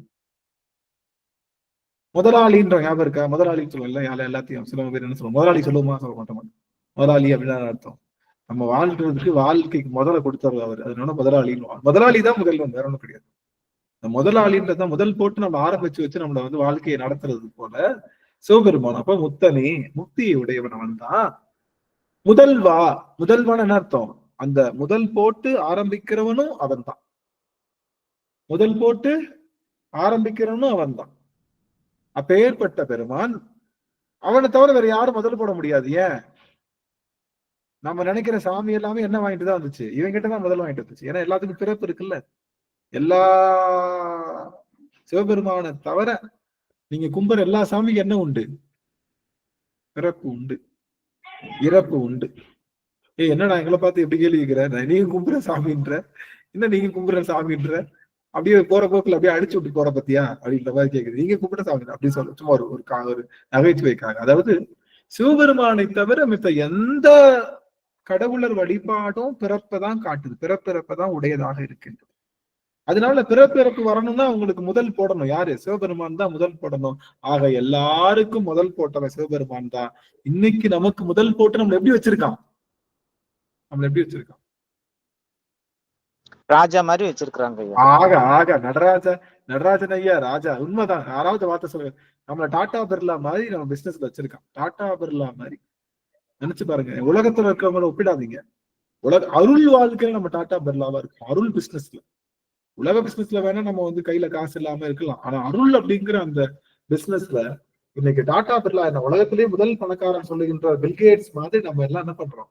நம்ம எல்லாம் வந்து அருளை அவ்வளவு அளவுக்கு அபரீதமாக சேர்த்து வைக்கின்றோம். அருளை சேர்த்து வைப்பது மட்டுமல்ல, சிவபெருமான் மீது கொண்ட அந்த அசையாத பக்தியையும் கொண்டிருக்கின்றோம். அந்த அசையாத பக்தியை நம்ம கொண்டிருக்கின்றோம். அப்படிங்கிறதுனால அந்த வகையில நம்ம வந்து இந்த இன்றைய தினம் வந்து முதல்வா அப்படிங்கிற வார்த்தையை நம்ம தெரிஞ்சு நினைச்சு பாருங்க. நீங்க உங்களுக்கு எந்த துன்பம் வந்தாலும் எந்த இன்பம் வந்தாலும் அதுக்கு யாரு காரணம்? நம்ம மட்டுமே காரணம் ஐயா. யார் போட்டு விட்டா? டெலிவரி யார் போட்டு விட்டா? சிவபெருமானே போட்டு விட்டாரு. சிவபெருமான போடுற டெலிவரி இல்லைங்க ஐயா, நம்ம கேட்டது போட்டோம், விரும்பி வாங்கி போட்டோம், பாக்ஸ்ல போட்டு அவர் கொடுக்குறாங்க. எப்ப டெலிவரி பண்றான்னு தெரியலங்க. இந்த டெலிவரி பண்ற டயத்தை தான் டெலிவரி பாய் தான் யாரு? கொரியர் பாய் தான் யாரு? சிவபெருமான்.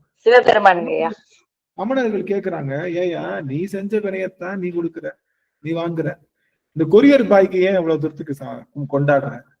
நீ செஞ்ச வினையத்தானே கொடுக்குறான் இல்ல? ஆமாவா இல்லையா? இது அடிக்கடி நான் சொல்லியிருக்கேன். அடியாருக்கு கொஞ்சம் உற்று கவனிக்கணும். நீ செஞ்ச வினையத்தானே அவன் கொடுக்குறான். அதுவும் சொல்ல போனா காலதாமதமா முன்னுக்கு பின் முரணா கொடுக்குறான்ல, தப்பா டெலிவரி பண்றான்ல. ஆமாவா இல்லையா? அவனை ஏன் நீங்க வந்து கொண்டாடுறீங்க? அவனை ஏன் நீங்க தாயா இருக்கிறீங்க? தாயினுடைய சமையல் கூடத்துல எல்லா பொருளும் இருக்கும் இல்ல? தாயினுடைய சமையல் கூடத்துல என்ன இருக்கும்? மிளகாத்தூள் இருக்கும், மல்லித்தூள் இருக்கும், பால் இருக்கும், நெய் இருக்கும், முந்திரி பருப்பு இருக்கும், பிஸ்கட் இருக்கும், கேரக்ஸ் இருக்கும், அதுக்கப்புறம் வந்து ஒவ்வொன்றுக்கும் அரிசி இருக்கும், உளுந்து இருக்கும், எல்லாமே இருக்கும். ஆனா என்ன பண்ணுவா இவ? சின்ன பிள்ளைக்கு கேரக்ஸ் கொடுப்பா, பெரிய பிள்ளைக்கு இட்லி கொடுப்பா, அதை விட வளர்ந்த பிள்ளைக்கு பிரிஞ்சி ரைஸ் கொடுப்பா. ஆமா, பிரிஞ்சி ரைஸ் கொடுப்பா, எல்லாம் காரமா போட்டு. மாத்தி கொடுக்க மாட்டான். எந்த வண்டிக்கு எந்த மாட்டு கடவுள் தான் தெரியும். ஆக நம்மளுடைய ஆன்ம பக்குவத்திற்கு நாம செஞ்ச வினையில எது சூட்டா இருக்கும்னு பார்த்து கொடுப்பாங்க. அதனாலதான் அவன் தாய்.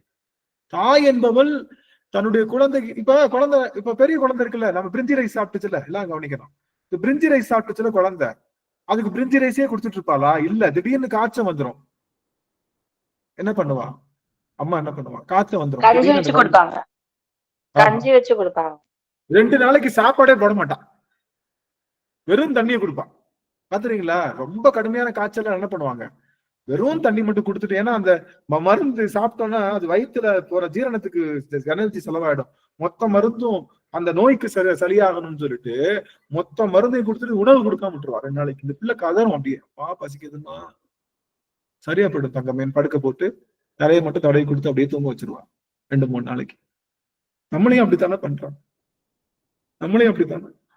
அம்மா எனக்கு பசிக்குதுமான்னு கேக்குறப்போ கொடுக்க மாட்டான். ஏன் சாமி இப்படி மறுக்கிற?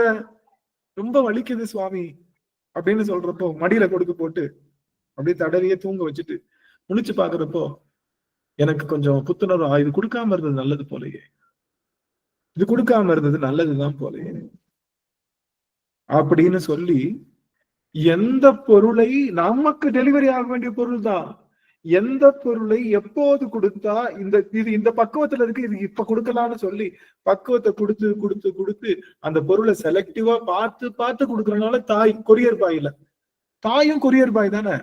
வீட்டுல இருக்கிறத எடுத்து கொடுக்குறா, அவ்வளவுதானே. ஆமாவா இல்லையா? அப்படி நினைச்சா ஏதாவது தாய்க்கு ஏதாவது சொல்ல முடியுமா? அவ என்ன கொரியர் பாயா? வீட்டுல இருக்க பொருளை கொடுக்குறா, வீட்டுல இருக்கிற பொருளை எப்ப இந்த பிள்ளைக்கு கொடுக்கணும்னு தெரிஞ்சு கொடுக்குறா, அதனாலதான் அவ தாய். நீங்க பாத்துருக்கீங்களா? சில பேர் ஆயமா இந்த மாதிரி வீட்டுல எல்லாம் வேலைக்காரவங்களை போட்டா என்ன பண்ணுவாங்க? கண்டுக்க மாட்டாங்க. அந்த பிள்ளை என்ன இருக்கு என்ன செய்தான் செய்ய மாட்டாங்க, அவங்க சாட்டு சமைச்சு வச்சுட்டு போயிருவாங்க. அந்த பிள்ளைக்கு காய்ச்சி அடிச்சாலும் உப்புமாதான், அந்த பிள்ளைக்கு ரொம்ப சந்தோஷமா இருந்தாலும் உப்புமாதான், என்ன பண்ணாலும் உப்புமாதான்ற மாதிரி. அப்ப அது தாயா? இல்ல. தாய் என்ப முகத்தை பார்த்துருவான்.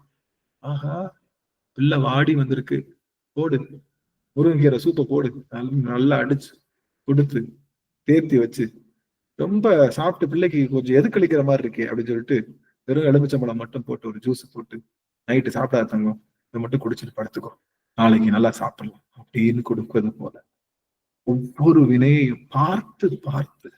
இந்த ஆன்மாவுக்கு இந்த வினையை இப்ப கொடுத்தா நம்மளை திரும்பி பார்த்துருமா? இந்த வினையை கொடுத்தா உலக பொருளை விட்டுருமா?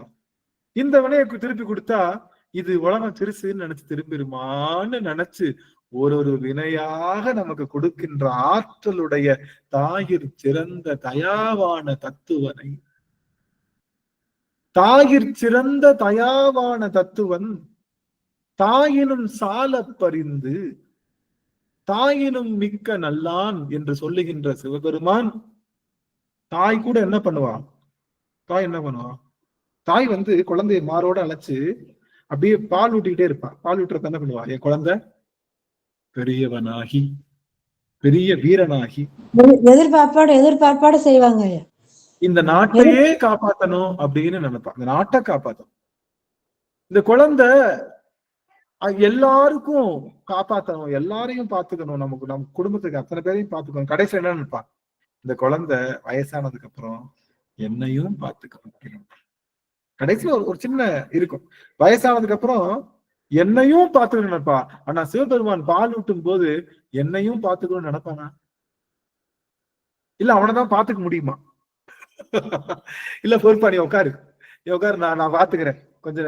ஆனா பாத்துருக்காங்க சில பேர் என்ன சொல்றாங்க, ஆடுறத பாத்துட்டு உனக்கு கால் வலிக்காதாயா, மொத்த கால தூக்கி இப்படி ஆடுறிய, கால் வலிக்காதாயா, நீ மாத்தி ஆடையா, நீ மாத்தி ஆடினாதான் நான் ஒத்துக்குவேன், நீ மாத்தி ஆடலைன்னா இந்த கத்திய சொருகிருக்கேன் பாரு, அது மேல பாஞ்சி உயிரை விட்டுருவையா, நீ மாத்தி ஆடியான்னு சொன்ன உடனே இந்த பொறுப்பா மாத்தி ஆடுறேன்னு சொல்லி மாத்தி ஆடு. அவனையும் தாயா பாத்திரங்களும் உண்டு. அப்போ சிவபெருமான் தாயினும் நல்லான்னு சொல்றதுக்கான காரணம், அவன் வினைய செலக்டடா கொடுக்குறான், பக்குவப்படுத்தி தகுந்த மாதிரி வினைய கொடுக்குறான். அது தாய். ஆனா தாய் கடைசியில ஒரு சின்ன எக்ஸ்பெக்டேஷன் இருக்கும், என்ன நீங்க பாத்துக்கணும் அப்படின்ற எக்ஸ்பெக்டேஷன் இருக்கும். அந்த எக்ஸ்பெக்டேஷனும் இல்லாம தரனால தாயிற் சிறந்த தயாவான தத்துவம், தாயினும் சால பறிந்து இருக்கக்கூடியவன், தாயினும் மிக்க நல்லான் என்பவன் சிற்பர். அப்போ தாயாய் மழையை தருவானே.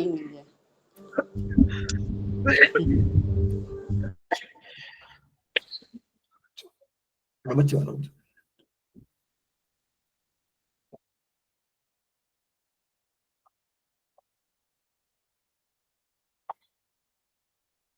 ஆக சிவபெருமான் முதல்வன், முதல்வன்னே வண்ணே வண்ணே வண்ணே வண்ணே என்ற மாதிரி முதல்வன். அவன் ஃபர்ஸ்ட் சிவபெருமான் முதல்வன். என்ன முதல்வன்? முன்னாடி இருக்கிறதுனால முதல்வன் கிடையாது.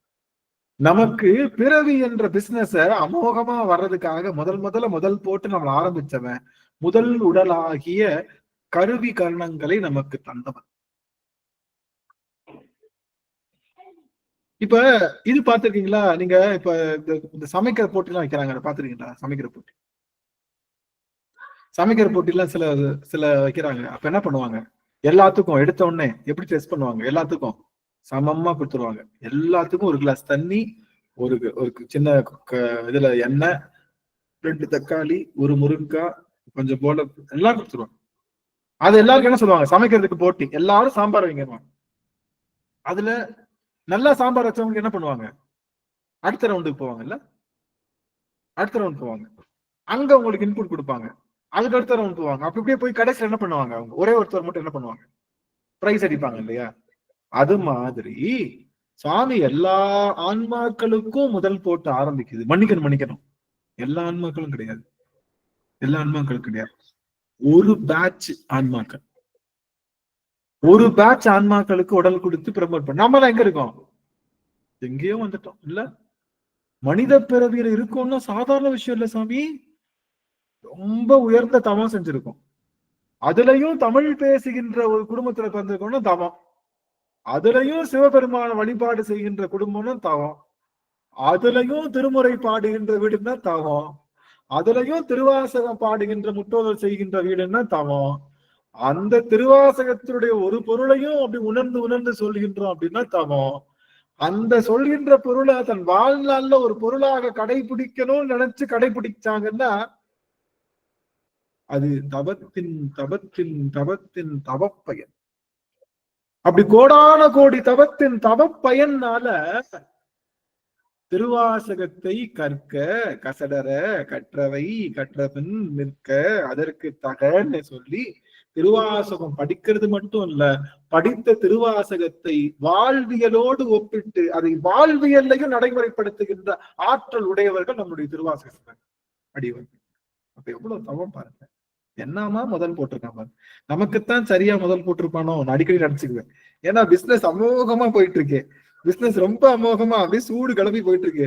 லாஸே இல்லையே, எங்க பார்த்தாலும் லாபம், தொட்டதெல்லாம் லாபம். திடீர்னு ஒரு அமர்வுக்கு வந்தா லாபம், திடீர்னு அடியார் சங்கமத்துக்குள்ள போனா ஒரு லாபம், திடீர்னு எல்லாத்தையும் பார்த்தா லாபம் அப்படின்னு எங்க தொட்டாலும் நஷ்டமே இல்லாம கொண்டு போயிட்டு இருக்காங்க பெருமான். நினைக்கும் போது நாம் செய்த பெரும் தமம் தான். ஆக முத்தனே முதல்வன் அப்படின்ற வார்த்தைக்கு இவ்வளோ பெரிய விஷயம் உண்டு.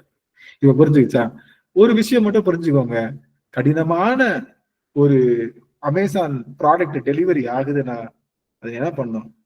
ஐயோ தெரியாம ஆர்டர் பண்ணிட்டோம் போல, சரி வந்துருச்சு பயன்படுத்தாம ஓரமா வச்சுக்குவோம் அப்படின்னு சொல்லி கடினமான சூழ்நிலைகளில் எல்லாம் அதை பயன்படுத்தாமல் கடந்து போவதுதான் நமக்கு கொடுத்த பெரும் விஷயம். ஒரு கடினமான சூழல் வந்துச்சு, உடனே கப்போ திப்போன்னு சொல்லி கத்தி ஆர்ப்பாட்டம் பண்ணி அந்த இடத்த 2ஆ பொளந்து அந்த இடத்தையே அல்லோல தில்லோல பட்டு ஆவேசப்பட்டு அப்படியே ரொம்ப பண்றதை விட நாம தான் ஆர்டர் பண்ணிட்டோம், வந்துருச்சு, ரிட்டர்ன் கிடையாதுன்னு அவன் ஏற்கனவே போட்டிருந்தான், அப்படி இருந்தும் ஆர்டர் போட்டோம், ரிட்டர்ன் போட்டு விடலானும் முடியாது, சரி வந்துருச்சுல, சரி இது நல்லா இல்ல பயன்படுத்தாம அப்படி ஓரமா வச்சிருவோம் அப்படிங்கிறதுதான். நமக்கு கடுமையான சூழல்கள்லாம் வரும்போது அந்த சூழலை பயனே படுத்தாம சட்டையே பண்ணாம நமக்கு முன்னாடி உனக்கெல்லாம் அறிவு இருக்கா, உனையெல்லாம் நான் எப்படி வச்சிருக்கேன் தெரியுமா, உனையெல்லாம் எப்படி பார்த்துக்கிட்டேன் தெரியுமா அப்படி இப்படின்னு அவங்க சொன்னா கூட நம்ம கோவம் வந்தா கூட என்ன பண்ணணும்?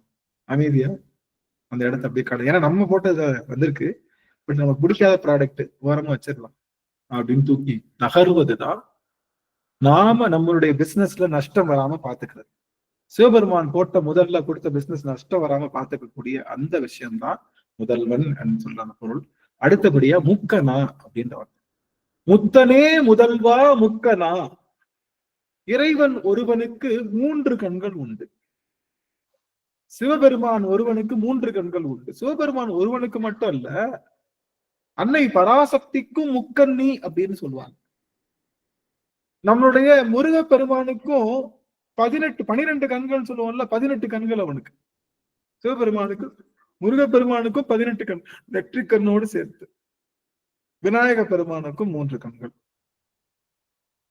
அப்ப இந்த 3 கண்கள் யாருக்குரியது அப்படின்னா, 3 கண்கள் அறிவுடைய பொருளுக்குரியதுன்னு தான் சொல்லணும். அறிவுடைய பொருள் எதுவா இருந்தாலும் 3 கண்கள். அப்ப இந்த ஆன்மாவுக்கு என்ன உண்டு? 3 கண்கள் உண்டு. முக்கணங்கள் ஐயா, கண்கள் உண்டு. ஆனா எப்ப வரும் அந்த கண்ணு? எப்ப அந்த கண்ணு தெரிக்கும்? எப்ப அந்த கண்ணு திறக்கும் அப்படின்னா, இந்த ஆன்மா தன்னை அறிவு பொருளாக உணரும். அதனாலதான் 3வது கண் அப்படிங்கிறது நம்முடைய ஆன்மாவுக்கும் உண்டு. குருநாதர் காட்ட அந்த கண்கள் தெரியும்.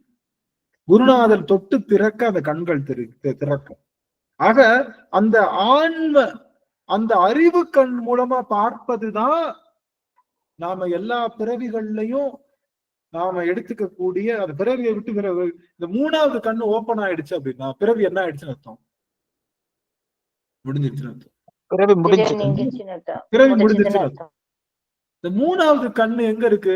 நாம புருவ மத்தியில இருக்கு. சிவபெருமானுக்காக தான் வைக்கப்போ நமக்கு புருவ மத்தியில இருக்கு. இந்த புருவ மத்தியில கண்ணு தெரியுதான்னு பாக்குறதுக்கு பேர் தான் அண்ணாமலை தரிசனம். ஏற்கனவே பார்த்திருக்கோம்ல. இந்த புருவ மத்தியில ஒளி தெரியுதான்னு பாக்குறதுக்கு பேர் தான் என்னது?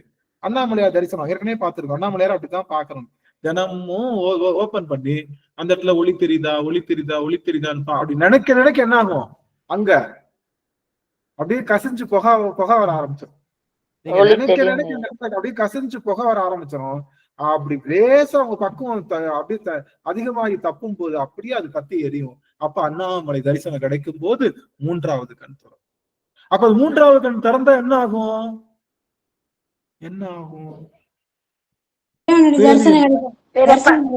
பிறவி என்ற பிணி நம்மளை நீங்கும்.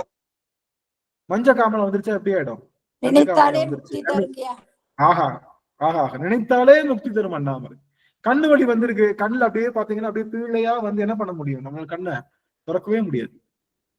அப்போ கண்ணு அந்த பீழையெல்லாம் நின்றுச்சு, கண்ணு நல்லா ஓப்பன் ஆகி தெரியுது. என்ன அர்த்தம்? கண்ணு வலி அப்படிங்கிற அந்த பிணி நீங்கிருச்சுன்னு அர்த்தம். அது போல பிறவி என்ற பிணி நீங்குவதற்கு 3வது கண் திறக்கணும். என்னையா 3வது கண்? இவ்வளவு நாள ஈஸியா ஏதோ சாமியை கும்பிட்டா சரியா போயிடும், தினமும் விளக்கு போட்டா சரியா போயிடும், இது பண்ணா சரியா போயிடும் சொல்லிட்டு கஷ்டமான டாஸ்க். இந்த படத்துல அந்த இது சொல்லுவாங்கல்ல, அந்த காஞ்சனா படத்துல, சாமி ஈஸியா ஒரு நிமிஷம் அது சாக்கியா தெலங்கும் रूज है। ओके ओके शुक्रिया। गैस और गैस रूस गैस ओके ओके ओके एने चेक नमस्ते थैंक ஒரே ஒரு நிமிஷம் சாமி, இந்த அம்மா என்ன பண்ணி வச்சிருக்குன்னு தெரியல. ஒரே ஒரு நிமிஷம் வந்துடுறேன்.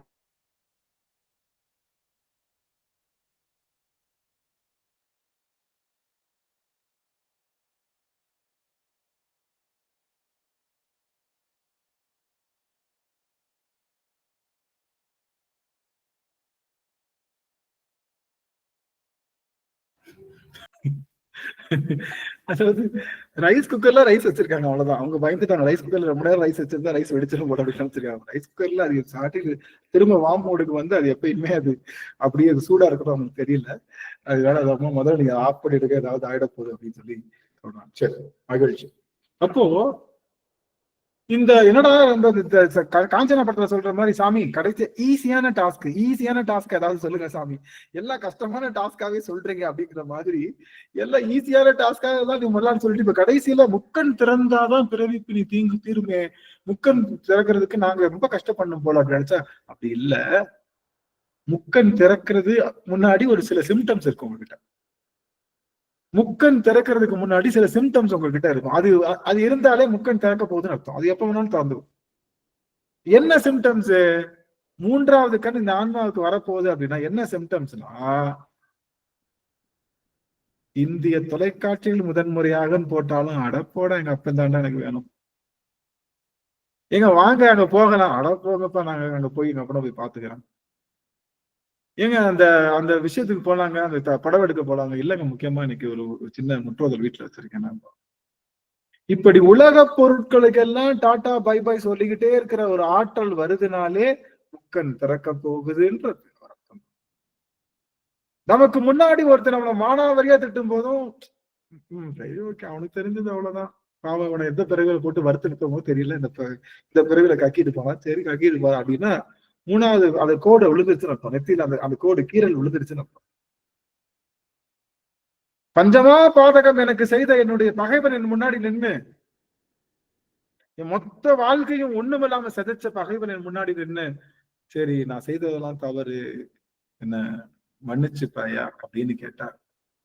ஒரு கணம் கூட யோசிக்காம அந்த பகையை வெல்கின்ற போது மூன்றாவது கண் திறக்கும். இவ்வளவுதான் மூன்றாவது கண். மூன்றாவது கண் என்பது பகை மறந்த கண், ஞானக்கண். ஞானம்னு என்ன அர்த்தம்? யாரு மேலையும் கோபம் வராம இருக்கிறது பேர் தான் ஞானம், வேற ஒண்ணும் கிடையாது. பெரிய முனிவர், அவர் தவம் பண்ணிட்டே இருந்தாரு, பல காலம் தவம் பண்றாரு. சடான்னு ஒரு வெள்ளை கொக்கு அவர் மேல என்ன பண்ணிடுச்சு, எச்சம் போட்டுருச்சு. டக்குன்னு முழிச்சிட்டாரு. எத்தனை வருஷமா தவம் பண்ணிட்டு இருக்கேன், இந்த கொக்கு எச்சம் பட்டு என்னை இப்படி பண்ணிருச்சு அப்படி சலக்குன்னு முழிக்கிறாரு. கொக்கு என்ன ஆயிடுச்சு, சரட்டுன்னு எரிஞ்சிருச்சு. எரிஞ்சு பஸ்மமா போயிடுச்சு. பல காலமா தவம் செஞ்சவங்க தவத்துல இருந்து நீங்கிட்டாங்க, என்ன பண்ணுவாங்க, உடனே பசிக்கும், அவங்களுக்கு ரொம்ப பசிக்கும். பல காலம் ஏன்னா பல யுகங்களா பல வருடங்களா தவம் செஞ்சனால கண்ணு முழிச்ச உடனே பசி பயங்கரமா இருக்கும். அப்ப என்ன பண்ணுவாங்க, வேகமா போய் என்ன பண்ணுவாங்க, இல்லறத்துல இருக்கவங்க கிட்ட போய் கேட்பாங்க. ஏன்னா இல்லறவாசிகள் என்ன பண்ணிருப்பாங்க, சாப்பாடு ஏற்கனவே அவங்களுக்காக செஞ்சிருப்பாங்க இல்லையா, அவங்களுக்காக மட்டும் செய்யக்கூடாது, இது மாதிரி யாராவது கேட்டா கொடுக்கணுன்றதுக்காகவும் ஒரு பானை பொங்கணும். அதுதான் இல்லறம். அந்த காலத்துல அப்படிதான், கொடுக்கறதுக்குன்னு ஒரு பானை பொங்கணும், அது பேர் தான் இல்லறம். கணக்கு மட்டும் சாப்பிட்றதுக்காக வைக்கிறது பேர் இல்லறம் கிடையாது. யாருக்கோ ஒருவருக்காக ஒரு பிடி சாதம் பொங்கி தனியா வச்சிருக்கணும், அதுதான் இல்ல. அந்த காலத்துல பாத்தீங்கன்னா கொஞ்சம் தேவைக்கு அதிகமா தான் பொங்குவாங்க. தினமும் கொஞ்சம் போல தண்ணி ஊத்தி வைப்பாங்க. ஏமா அப்படி வேஸ்ட் பண்றியம்மா அப்படின்னு சொன்னா இல்ல அப்படிதான் பொங்கணும். ஆனா எங்க வீட்டம்மா வாய்ப்பே இல்லை, சான்ஸே இல்லை. எப்படித்தான் அப்படி வைப்பாளோ எனக்கு தெரியாது, எப்படித்தான் வைப்பாங்களோ எனக்கும் தெரியாது. ஒரு பருக்க இந்த பக்கம் ஒழுகாது, ஒரு பருக்க அந்த பக்கம் ஒழுகாது, கரெக்டா இருக்கும். ராத்திரி அம்மா என்னமா அப்படி, எனக்கு இன்னுமே சாதம் வடிக்கிறேன், இன்னுமே குழம்பு வைக்கிறேன். எனக்கு என்னன்னா ஒருத்தவங்களுக்குன்னு எனக்கு செய்ய முடியாது. இப்போ ஒருத்தவங்களுக்கு தக்க மாதிரி ஒரு சின்ன டிஃபன் பாக்ஸ்ல குழம்பு வைக்கிறது, டம்ளர் தண்ணி குடிக்கிற கிளாஸ் டம்ளர்ல ரசம் வைக்கிறது, இந்த மாதிரிலாம் தெரியாது. நமக்கு வச்சா அண்டாவாதான் வைக்க தெரியும். அது வேணும்னா யூஸ் பண்ணிக்கலாம், இல்லாட்டி அது மறுநாள். அப்படி இல்லறம் என்பது எப்படி சாமி, இல்லறம் என்பது என்னன்னா கொஞ்சம் அடுத்தவர்களுக்காக. அப்போ அப்படி வந்து நிக்கிறாரு அவர் உடனே. அதுக்காக இல்லற தர்மம். இல்லற தர்மம்னா இந்த மாதிரி தவம் செய்யறாங்க இல்லையா, அவங்களுக்கு உதவி செய்யறதுதான் இல்லறம், வேற ஒண்ணும் கிடையாது. இந்த தவம் செஞ்சுட்டு இருக்காங்கல்ல, அவங்களுக்கு வேகமா போறதுக்கு உதவி செஞ்சோம்னா அடுத்த பிறவியில அவர்களுடைய தவம் நமக்கு பாதி வரும், நமக்கு அதிகமா தவம் செய்ய முடியும். அதுதான் இல்லறத்தினுடைய தர்மமே. அப்ப அப்படி ஒருத்தர் கேட்கிறாரு, சாமி இந்த மாதிரி பிக்ஷான் போடுங்க அப்படின்னே அந்த அம்மா அவங்க வீட்டுக்காரருக்கு எல்லாத்துக்கும் தாம்பூலாம் மடிச்சு கொடுத்துட்டு எல்லாம் பண்ணிட்டு வருது. இவருக்கு பசி கண்ணு தெரியல, எத்தனை வருஷம் சாப்பிடாம இருக்கும். இந்த அம்மா இந்த பிக்ஷாந்தேகின்னு சொல்லி கேட்டு போடலையும் வேமா அந்த அம்மாட்ட கேட்டு, என்னம்மா இப்படி லேட்டா போடுறியம்மா அப்படின்னு சொல்லி அந்த பொண்ணு அப்படி வெகுண்டு பாக்குறாரு. அந்த அம்மா சொல்றாங்க, கொக்கர் நினைத்தாயா கொங்கனவா அப்படின்னு கேக்குறாங்க. கொங்கணவர், அவர் பேர் கொங்கணவர். கொங்கண தேசத்துல, கொங்கணம் தான் இப்ப சொல்ற கோவா இருக்கு இல்லையா, இப்ப இருக்கிற கோவாக்கு பேர் கொங்கணம்னு சொல்லுவோம். அங்க இருக்கக்கூடிய மக்கள் பேர் கொங்கணவர்கள்னு சொல்லுவாங்க. அப்போ அவர் எந்த ஊர்ல வந்திருக்காரு, இந்த அம்மாவுக்கு என்ன தெரிஞ்சிருக்கு, அவர் எந்த ஊர்ல இருந்து வந்திருக்காரு, அவர் யாரு, கொஞ்ச நேரத்துக்கு முன்னாடி கொக்கை எரிச்சிருக்காரு அப்படின்ற இவர் அகண்டு போயிட்டாரு. என்ன அம்மா சொல்ற, நான் உட்காந்து பல பிறவிகளாக தவம் செஞ்சுட்டு ஒரு கொக்கை எரிச்சுட்டு நான் பார்த்தோன்னே கொக்கை எரிச்சிருச்சு, அவ்வளவு ஒரு பெரிய தவத்துல இருக்கமேன்னு பார்த்தா நான் எந்த ஊருன்னு சொல்றேன், என்ன செஞ்சுட்டு வந்தேன்னு சொல்ற, எங்கேயுமே எல்லாம். அப்ப அந்த அம்மா சொல்லுது, தவங்கள் என்பது காட்டுல கால் மடக்கி செய்வது தவம் இல்ல, தன்னுடைய தர்மங்களை சரியாக செய்வதுதான் தவம்.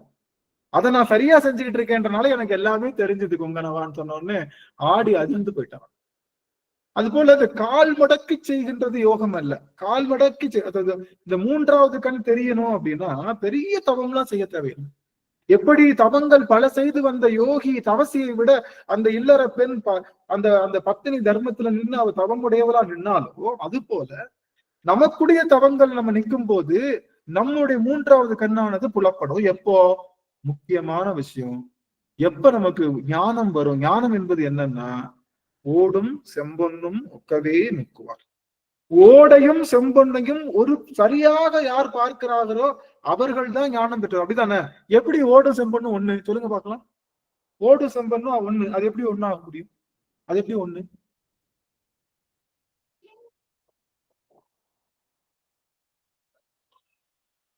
அந்த செம்மண்ல தானங்க செஞ்சிருக்காங்க. அருமை. ரெண்டுமே மண்ணுல தானே கிடைக்குது. செம்பொன்னும் மண்ணுல தான் கிடைக்குது, ஓடும் மண்ணுல தான் செய்யறோம். அப்போ ஆனா நமக்கு என்ன நினைக்கிறோம்? செம்பொன்ன பெருசா நினைக்கிறோம், ஓட சின்னதா நினைக்கிறோமே. ஆனா ரெண்டுமே மண்ணுக்குரிய பொருள் நம்ம தெரிஞ்சுக்கிட்டோம் அப்படின்னா அதுதானே ஞானம். அது போல பகைவனும் நமக்கு இல்ல, நமக்கு நெருங்கியரும் இல்ல, ஆறுத்தார் ஆரையலார்னு நிக்கக்கூடிய ஆற்றல் தானே ஞானம்.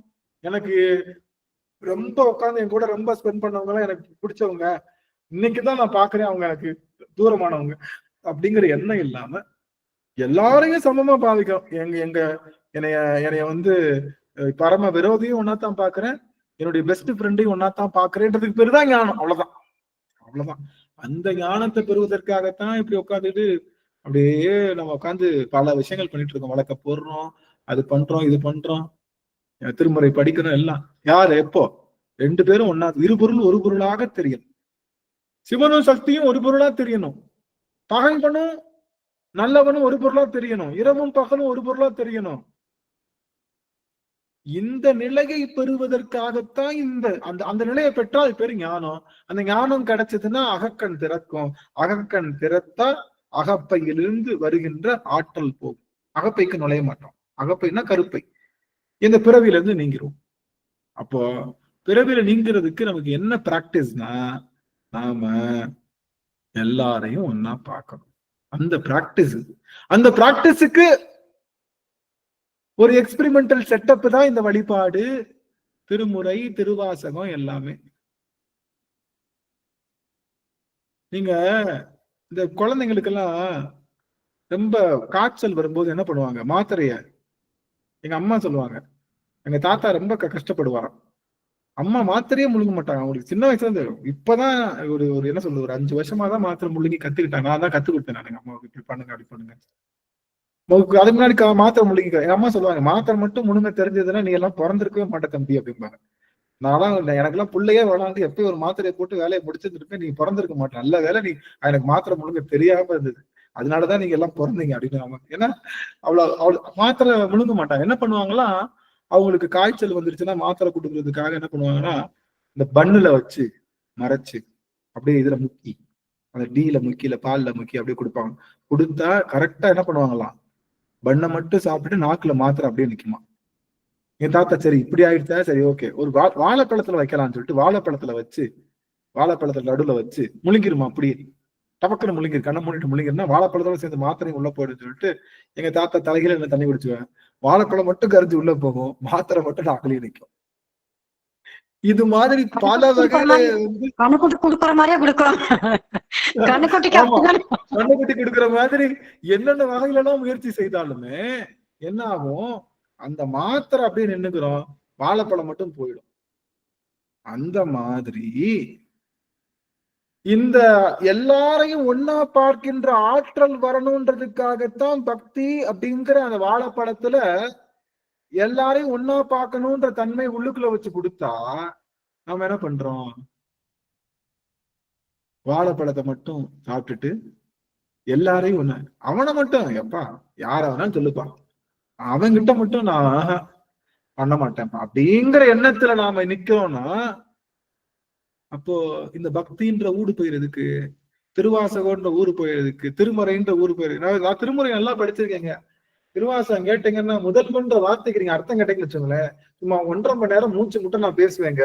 ஆனா அந்த படுபாவி வந்தானா அவனை எப்படியாவது அடிச்சு வெளில துரத்தாங்க பாப்பேன்னு சொன்னா, நான் 1.5 மணி நேரம் மூச்சு பிடிச்சு பேசினாலும் சரி, 2.5 மணி நேரம் மூச்சு பிடிச்சு பேசினாலும் சரி, திருவாசகத்தை தலைகீழ கரைச்சு குடிச்சாலும் சரி, எனக்கு ஞானம் ஒருபோதும் வராது,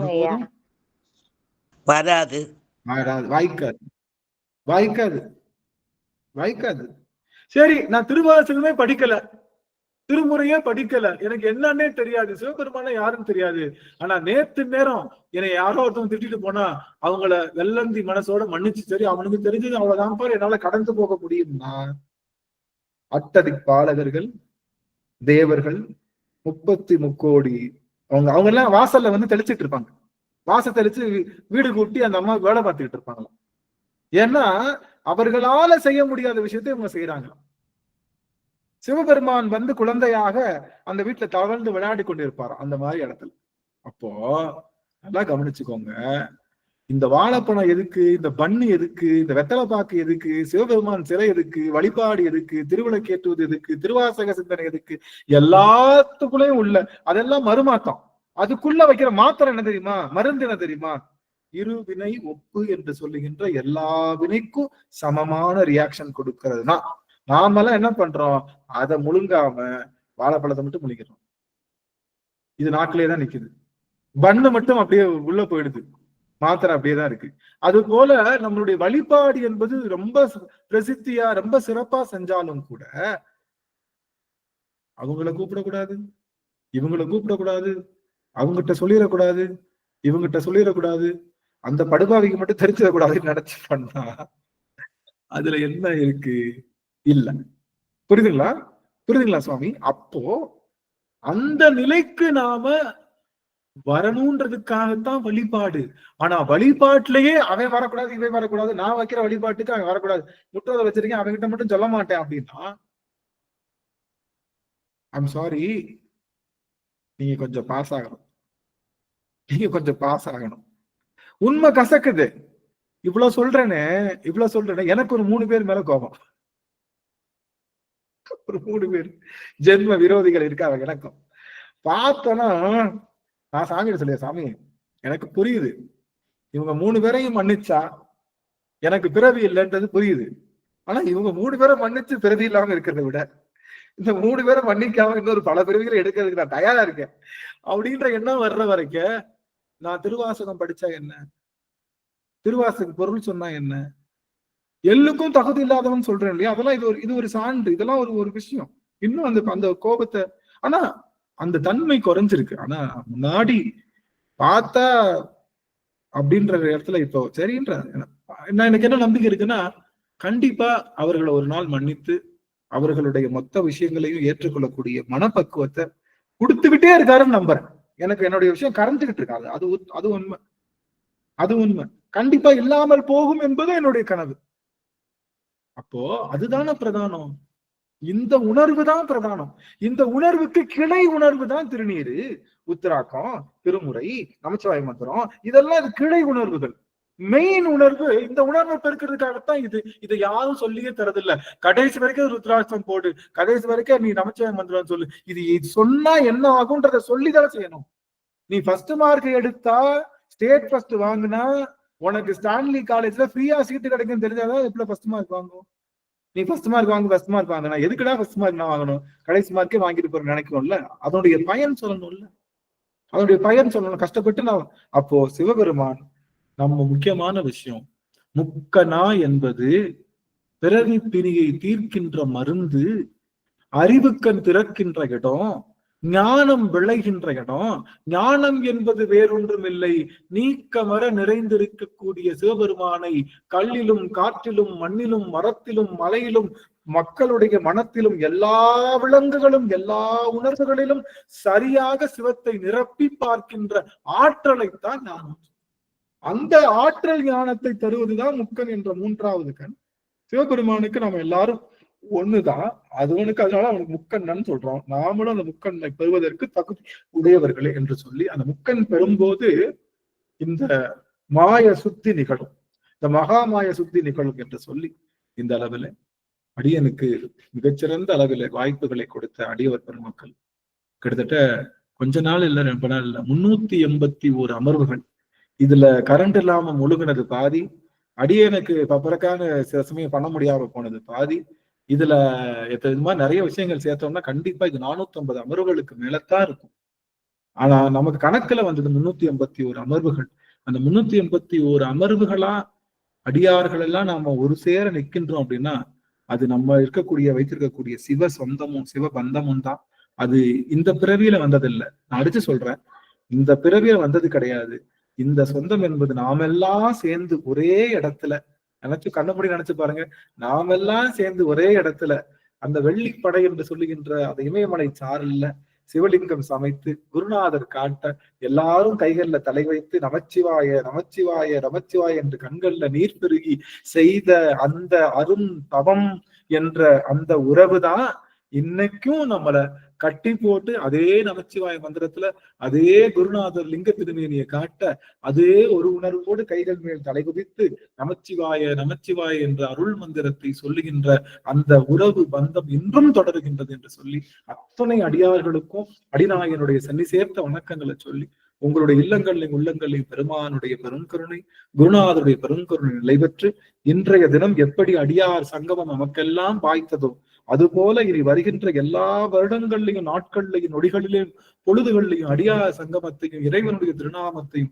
நமக்கு பாடுகின்ற பேசுகின்ற நினைக்கின்ற அந்த அருள் தரத்தை பெருமான் தந்தருள வேண்டும் என்று சொல்லி அடிநாயகன் குருநாதர் மற்றும் அங்கற்கண்ணி மீனாட்சியை வழிபாடு செய்து அனைவருக்கும் இனிய புத்தாண்டு நல்வாழ்த்துக்களையும் சொல்லி இந்த அமர்வினை அடியை நிறைவு செய்கின்றேன். நிறைவு செய்யும் முகமாக அம்மா அவர்கள் வாழ்த்து பாடல். ஐயா போயிட வேணாம், 2 நிமிஷத்தை முடிச்சிருவோம், இருந்து கேட்டுட்டு போயிடலாம். நமச்சிவாய். சிவாய நம. திருச்சிற்றம்பலம். வான்முகில் வழாது பெய்க மலிவளம் சுரக்க மன்னன் கோன்முறை அரசு செய்க குறைவிலாது உயிர்கள் வாழ்க நான்மறை அறங்கள் ஓங்க நல்தவம் வேள்வி மல்க மேன்மை கொள் சைவ நீதி விளங்குக உலகமெல்லாம் மேன்மை கொள் சைவ நீதி விளங்குக உலகமெல்லாம். திருச்சிற்றம்பலம்.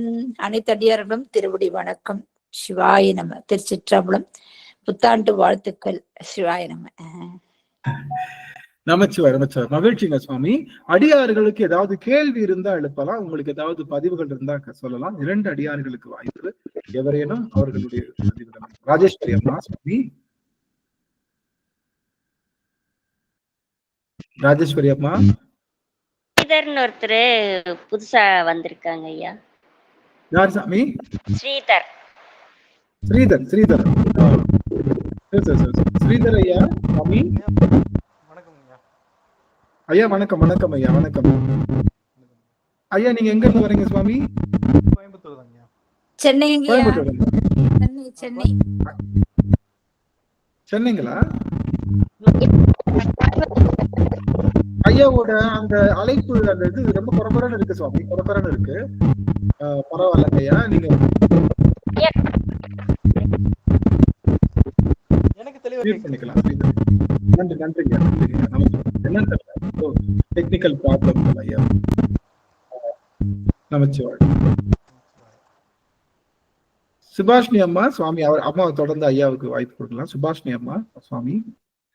ஐயா சிவாய நமங்க ஐயா. திருவடி வணக்கம் ஐயா. குருநாள் திருவடி வணக்கம். சரியா திருவடி வணக்கம் ஐயா. ஒரு கேள்விங்க ஐயா. இப்போ நீங்க சொன்னீங்களங்க ஐயா, அப்பா நம்ம வினைக்கு ஏத்த மாதிரி எப்ப கொடுக்கணுமோ எப்போ கேட்டது இப்ப கொடுக்குறாரு அப்படின்னு சொல்லிட்டு, அப்ப இப்ப கேக்குறதும் திருப்பி இன்னொரு பிறவியில கொடுத்துருவாராங்க ஐயா. எப்ப டெலிவரி கொடுப்பாருன்னு தெரியாதுன்னு சொன்னீங்களா, அதுக்கு ஒரு டவுட்டுங்க ஐயா, அதனாலதான் கேட்டேன். அருமை அருமை அருமை அருமையான டவுட். ஏயா ஏதோ பிரிவுல கேட்டதுக்கு இந்த பிரிவுல கொடுத்துட்டு இருக்கானே, அப்ப இந்த பிரிவுல கேட்கறதுக்கு அடுத்த பிரிவுல கொடுத்துருவானோ அப்படின்றதுக்காகத்தான் அவன்கிட்ட என்ன கேட்கறது இல்ல, எதையும் கேட்கறது இல்ல. வேண்டத்தக்கது அறிவோ இனி பெருமானே நீதான் வேணும் அப்படின்னு கேட்டா இப்ப தெரிஞ்சிருச்சுங்க ஐயா. இது நாள் வரைக்கும் நாங்க தெரியாம கேட்டிருக்கோம்லங்க ஐயா. தெரியாம கேட்டதுக்கெல்லாம் பொருள் கிடையாது. இப்போ இனிமே தெரிந்து நீங்க கேக்குறீங்க இல்லையா? இப்பெல்லாம் கேக்குறது இல்லைங்க ஐயா, இப்ப கேக்குறது இல்லைங்க ஐயா. இதுக்கு முன்னாடி, அதாவது இங்க திருவாசக சிந்தனையில வந்ததுல இருந்து அதை கேக்குறதே இல்லைங்க ஐயா. எனக்கு எதுவுமே வேணாம்ப்பா, நீங்க போதும் அப்படின்னு சொல்லிட்டு இதுக்கு முன்னாடி கேட்டிருப்போம் இல்லைங்க ஐயா, அதுக்கு குடுத்துருவாரா அப்படிங்கிற ஒரு டவுட். ஐயா அது எப்படிங்க கொடுக்காம இருப்பாரு? கண்டிப்பா கொடுப்பாரு இல்ல? அது ஒரு வினை தானங்கய்யா. அதனால தெரிஞ்சு செஞ்சாலும் தெரியாத செஞ்சாலும் வினை உண்டு தானங்கய்யா அது. ஆக ஆக ஆக கரெக்ட். எல்லா அருமையா அன்னைக்கு கேள்வி கேட்டிருக்காங்க ரெண்டு பேரும். இப்போ நாம என்னதான் பண்ணாலும் எல்லாம் கவனிச்சுக்கோங்க. நாம வீடு வாங்குறோம், வீடு வாங்கி வீட்டு பக்கத்துலயே நான் என்ன பண்றேன், ஒரு பேப்பர்ல எழுதி பக்கத்துல இருக்கிறவங்க என்னோட இடம் உனக்கு சொந்தம்னு எழுதி கொடுத்துட்றேன். அவருக்கு சொந்தமாயிடுமா? சொந்தமாயிடுமான்னு கேக்குறேன். எனக்கு இல்ல, ஏன் சொந்தமாகாது? நான் தான் எழுதி கொடுத்துருக்கேன். இல்லைங்க ஐயா, இப்ப டாக்குமெண்ட் எழுதி ரெஜிஸ்டர் பண்ணாதாங்க ஐயா சொந்தம். அருமை. டாக்குமெண்ட் எழுதி ரெஜிஸ்டர் பண்ணாதான் ரெக்கார்ட் ஆகும். அது போல இந்த ஆன்மாவினுடைய ஆழ் சிந்தனையில இருந்து வருகின்ற அந்த வினைக்குத்தான் வினை கணக்கு வரும். நல்லா தெரிஞ்சுக்கோங்க. சின்ன பிள்ளைல நீங்க ஏதோ ஒண்ணு பண்ணிட்டீங்க, குழந்தையில தெரியாம நீங்க என்ன பண்ணிட்டீங்க, யாரோ ஒருத்தவங்க நடந்து போயிட்டு இருக்கீங்க, ஒருத்தவங்க தெரியாம தள்ளி விட்டு போயிட்டீங்க, ஓட்டத்துல தள்ளி விட்டு போயிட்டீங்க, அவங்க கீழே விழுந்துட்டாங்க, அவங்களுக்கு உடம்பு சரியில்லாம போயிடுச்சு, என்னமோ ஆயிடுச்சு. அந்த வினை உங்களை சேருமான்னு கேட்டா வராது. உங்க மனத்துல ஆழமாக ஏறுகின்ற விஷயம் இல்லாம அதனாலதான் குழந்தைங்க செய்கின்ற செயலுக்கு என்ன கிடையாது. குழந்தைங்க போய் என்ன பண்ணுவாங்க, ஒருவரும் ஓடி போய் சாமிக்கு வச்சு நெய்வேத்தியத்தை குடுன்னு ஓடி போய் என்ன பண்ணுவாங்க, சாமி முன்னாடியே ஓடி போய் சாப்பிடுவாங்க. சாப்பிட்டா அந்த குழந்தை செஞ்ச வினைக்கு உடனே சாமி தண்டனை கொடுப்பாரா?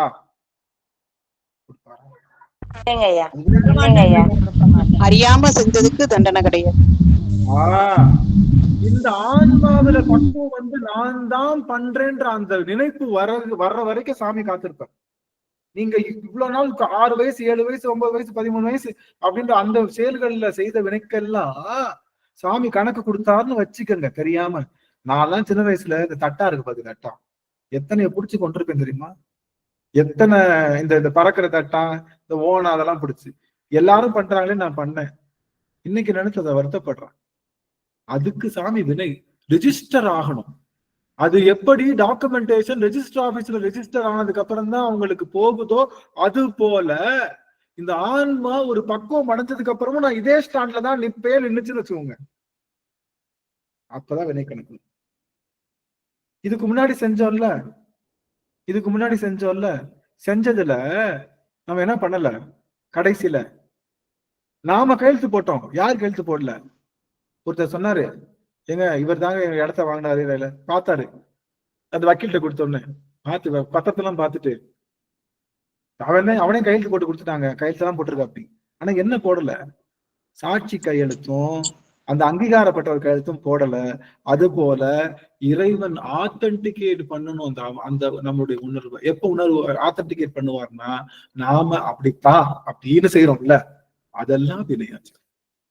அதுதான் வினையாசியர். எனக்கு ஒரு பக்குவம் அடைஞ்சதுக்கு அப்புறம் இந்த ஆன்மா என்ன பண்ணுது, முதல்ல சாப்பிட்டுட்டு இருக்கிறப்ப சாப்பாட்டுல குழந்தை எச்சி துப்புச்சு, அப்பா ஒன்னும் சொல்லல. ஏன்? அதுக்கு ஒன்னும் தெரியல.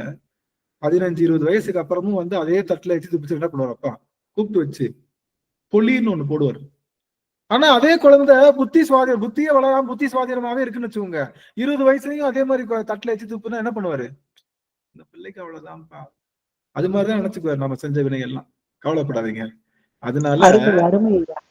அதனால நீங்க பக்குவப்பட்டதுக்கு அப்புறம் செய்கின்ற வினை அது அவனுக்கு தெரியும். அது அந்த வினை எந்தெந்த வினையெல்லாம் அவன் எடுக்கணும். அதனாலதான் எழுதும் கீழ்கணக்கு இன்னம்பர் ஈசனை, அவன் தான் எழுதுனான் வினை. அவன் நினைச்சா வினையை தள்ளலாம், அவன் நினைச்சா ஏத்துக்குவான்.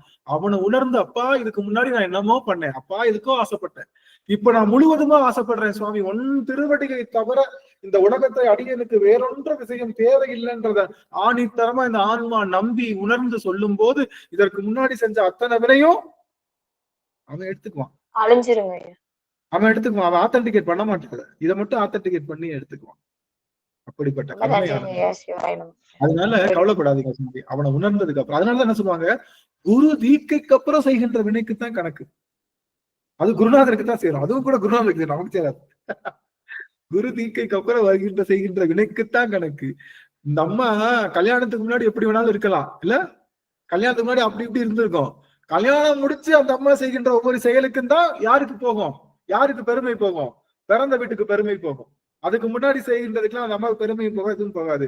கல்யாணம் முடிச்சு இந்த அம்மா இந்த வீட்டுல வந்து செய்கின்ற ஒவ்வொரு செயலுக்கும் நல்லா வளர்த்திருக்காங்கப்பா, உன்னை எல்லாம் எப்படித்தான் வளர்த்தாங்களோ இப்படின்ற வார்த்தை 2 வார்த்தையும் வர்றது அப்பதான். அது போல சிவபெருமானையோ குருநாதரையோ ஒரு வழிபாட்டையோ அல்லது ஒரு தலைவனையோ உணர்ந்து இந்த ஆன்மா செயல்பட்டதுக்கு அப்புறம் அது வருகின்ற வினையெல்லாம் அதுக்கு சமமாக வரும். அவன் அப்படி உணர்ந்து நாம செஞ்சுட்டு இதுக்கு முன்னாடி செஞ்ச வினைக்கெல்லாம் என்னை சேர்க்காத சாமின்னா எடுத்துருவான். கவலைப்படாது, பயப்படாதீங்க. இந்த ஐயோ நான் போன பிள்ளை கேட்டேனே நினைக்கிறீங்க பாருங்க, இதுவே அப்ரிஷியேட்டட். நல்ல விஷயம், நல்ல விஷயம். ஐயா ஒரு சின்ன கருத்து. ஆனா நம்ம இப்ப நல்வினை செய்யறதுனால அதனுடைய தாக்கம் குறையும் தவிர, ஆனா வினையை வந்து அனுபவிச்சுதானங்க ஆயினும் அந்த தாக்கம் கொஞ்சம் குறையும். முட்டையா இருக்கிற வினை பயன் வந்து கொஞ்சம் குறையும். நம்ம நல்வினை செய்யறதுனால அந்த வினை குறையும் சொல்லலாம், ஆனா மொத்தமா இல்லைன்னு சொல்ல முடியாது இல்லைங்கயா. அம்மா என்ன கேக்குறாங்கன்னா, இந்த வினை என்பதை நான் செஞ்சுட்டே இருக்கேனே, அப்ப அதுக்கெல்லாம் என்ன கணக்கு அப்படின்னா, வினை வருவினையாக, அதாவது ஏற்கனவே இருக்கிற வினையை அனுபவிக்கிறது. நான் செஞ்சுக்கிட்டே இருக்கிறேன்னு சொல்லல, முன்னால செய்த வினை வந்து கணக்கு இல்லைன்னு சொல்றீங்க, தெரியாத அறியாம இதுல செஞ்சேன்னு. ஆனா அது எப்படின்னா, நான் அடியேன்னு சொல்றது என்னன்னா, அந்த அதுக்கு வினை உண்டு. ஆனா இப்ப நல்வினை செய்யறதுனால இப்ப நிறைய நல்வினை செஞ்சுட்டு இருக்கோம் இல்லையா, நல்ல ஒரு இறைவு தொண்டு, பல ஆன்மீக தொண்டு, உண்மை பேசுறது எல்லாம் அந்த ஒழுக்கமா நடந்துட்டு இருக்கக்குள்ள அந்த வினைப்பயன் கொஞ்சம் தாக்கம் குறையும் அப்படின்னு சொல்றாங்க அடியன். அது தவறா சரியான்னு தெரியல. ஐயா அடியன் பதில் சொல்றேங்க. அடியன் அதற்கு பதில் சொல்றதுக்கு முயற்சிக்கிறேன். சிவாயனமா. அனைத்து அடியார்களுக்கும் புத்தாண்டு நல்வாழ்த்துக்கள் சாமி. சிவாயனம். அதாவது இன்றைய வகுப்புல வந்து அடியனுக்கு 3 கருத்துக்கள் வந்து சொல்லணும் அப்படின்னு ஒரு எண்ணம். முதல்ல வந்து முதல்வன் அப்படின்னு சொல்லி சொன்னது ரொம்ப அற்புதமான விஷயம். சுவாமி தான் நமக்கு முதல் கொடுத்திருக்கார். சிவபெருமான் கொடுத்த அளவுக்கு முதல் வேற எவனுக்கும் கொடுக்க முடியாது, எவனும் கொடுக்க முடியாது அப்படின்னு சொல்லி சொன்னது. அதுல நம்ம என்ன செய்யணும்னா, அவன் கொடுத்த முதலுக்கு வட்டியும் சேர்த்து நம்ம கட்டணும். அது ஒரு முக்கியமான ஒரு விஷயம். அப்படின்னா அவர் என்ன முதல் நமக்கு கொடுத்திருக்காரு, நம்ம எப்படி வட்டி கட்டுறோம் அப்படின்னா, குருநாதருடைய வார்த்தை இந்த வார்த்தை, பெருமான் நமக்கு 12 அங்குல மூச்சைதான் முதலா கொடுத்திருக்காரு. அதை நாம வந்து எக்ஸ்ட்ரா 4 வட்டி கொடுத்து 16 அங்குலமா நம்ம திருப்பி கொடுக்கணும்.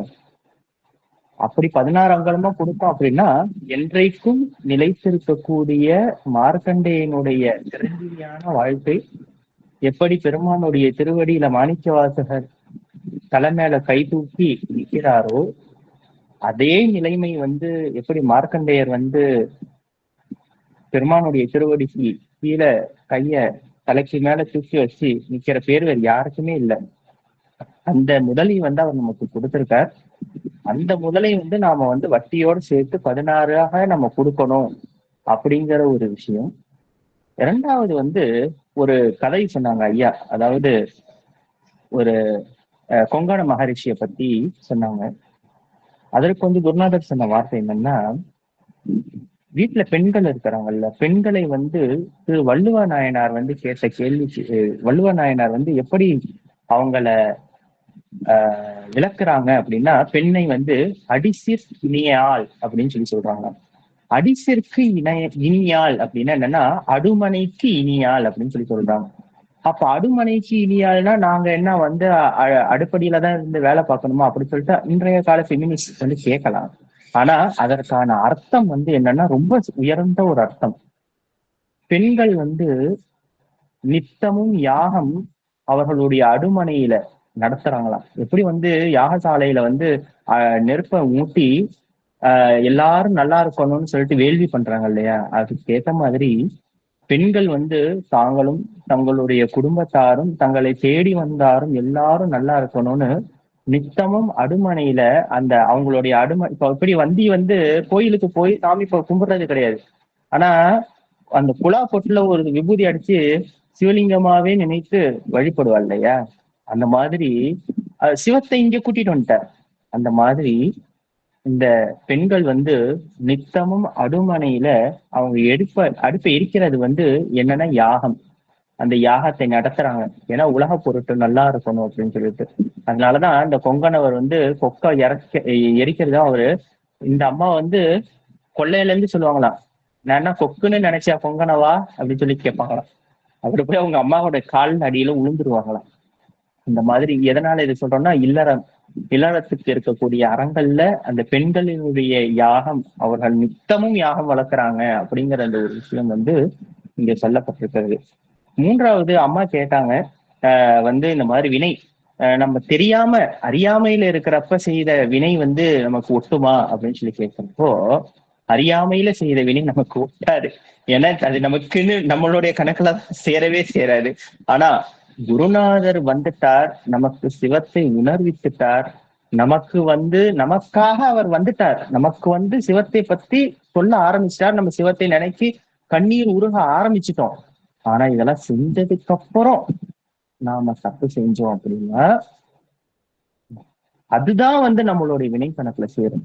அதுவும் குருநாதர் வார்த்தை சொன்னார் என்னன்னா, இந்த அகோரமூர்த்தி வந்து கையில ஒரு திருக்குளம் வச்சிருப்பாராம். இந்த திருக்குளத்துக்கு மேல வந்து ஒரு ஒரு ஒரு உருவம் வந்து இருக்கும். அது யாருன்னு தெரியுங்க ஐயா அப்படின்னு தெரியல சுவாமி. அது வந்து குருநாதர் தான். எந்த ஒரு அந்த குருநாதருடைய எதனால அவர் குருநாதர் அப்படின்னா, அவர் வந்து அவருடைய சிஷ்யன், அவருடைய அடியவர்களுடைய வினைகளை வந்து அவங்க வந்து கழிச்சிட்டு இருக்காராம். அப்போ நமக்காக அதை வந்து ஐயா வந்து இறைவனுடைய கண்டம் கருத்த விஷயத்தையும் நம்ம இதே விஷயத்த நம்ம சிந்திச்சது உண்டு. அந்த ஒரு விஷயத்துல வந்து அறியாமையால நம்ம செய்யறோம் அப்படின்னா பிரச்சனை கிடையாது. ஆனா இறைவனுடைய திருவடி தரிசனத்துக்காக நம்மளுடைய பாதையில இருக்கிறப்போ, யாத்திரை பஸ்ல நம்ம இருக்கிறப்போ, குருநாதருடைய தரிசனம் கிடைத்ததுக்கு அப்புறமா நாம வந்து ஒரு தவறு பண்ணியிருக்கோம், தவறு செய்திருக்கோம், இல்ல அந்த நெறியிலிருந்து மாறி நம்ம போறோம் அப்படின்னா அந்த விஷயத்திற்கு சுவாமி பதில் கொடுப்பார். அதனால இந்த நெறியில வராத வரைக்கும் ஒன்றும் பிரச்சனை கிடையாது. ஆனா வந்துட்டீங்கன்னா அந்த நெறியில தான் இருக்கணும், அந்த நிழல்ல தான் இருக்கணும். குருநாதருடைய திருவடியாதான் சிந்தையில செலுத்திதான் எல்லா விஷயத்தையும் நம்ம செய்யணும். எப்போ நம்மளுது அப்படின்னு சொல்லி நம்ம நினைச்சுக்கிட்டோமோ அந்த இடத்துல நமக்கு பிரச்சனை ஆரம்பிச்சிடும்.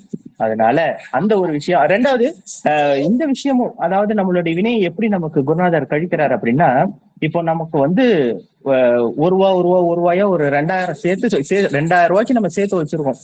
குருநாதர் என்ன செய்வார்னா, அந்த சில்லற காசு எல்லாத்தையும் வாங்கிட்டு ஒரே ஒரு 2000 ரூபாய் நோட்டா கொடுத்துருவாராம் கையில. அப்ப நம்மளுடைய வினை நம்ம கிட்ட இருக்கு, ஆனா அதனுடைய சுமை நமக்கு தெரியாது. அப்ப நம்மளுடைய வினை நாம தான் கழிச்சாகணும்.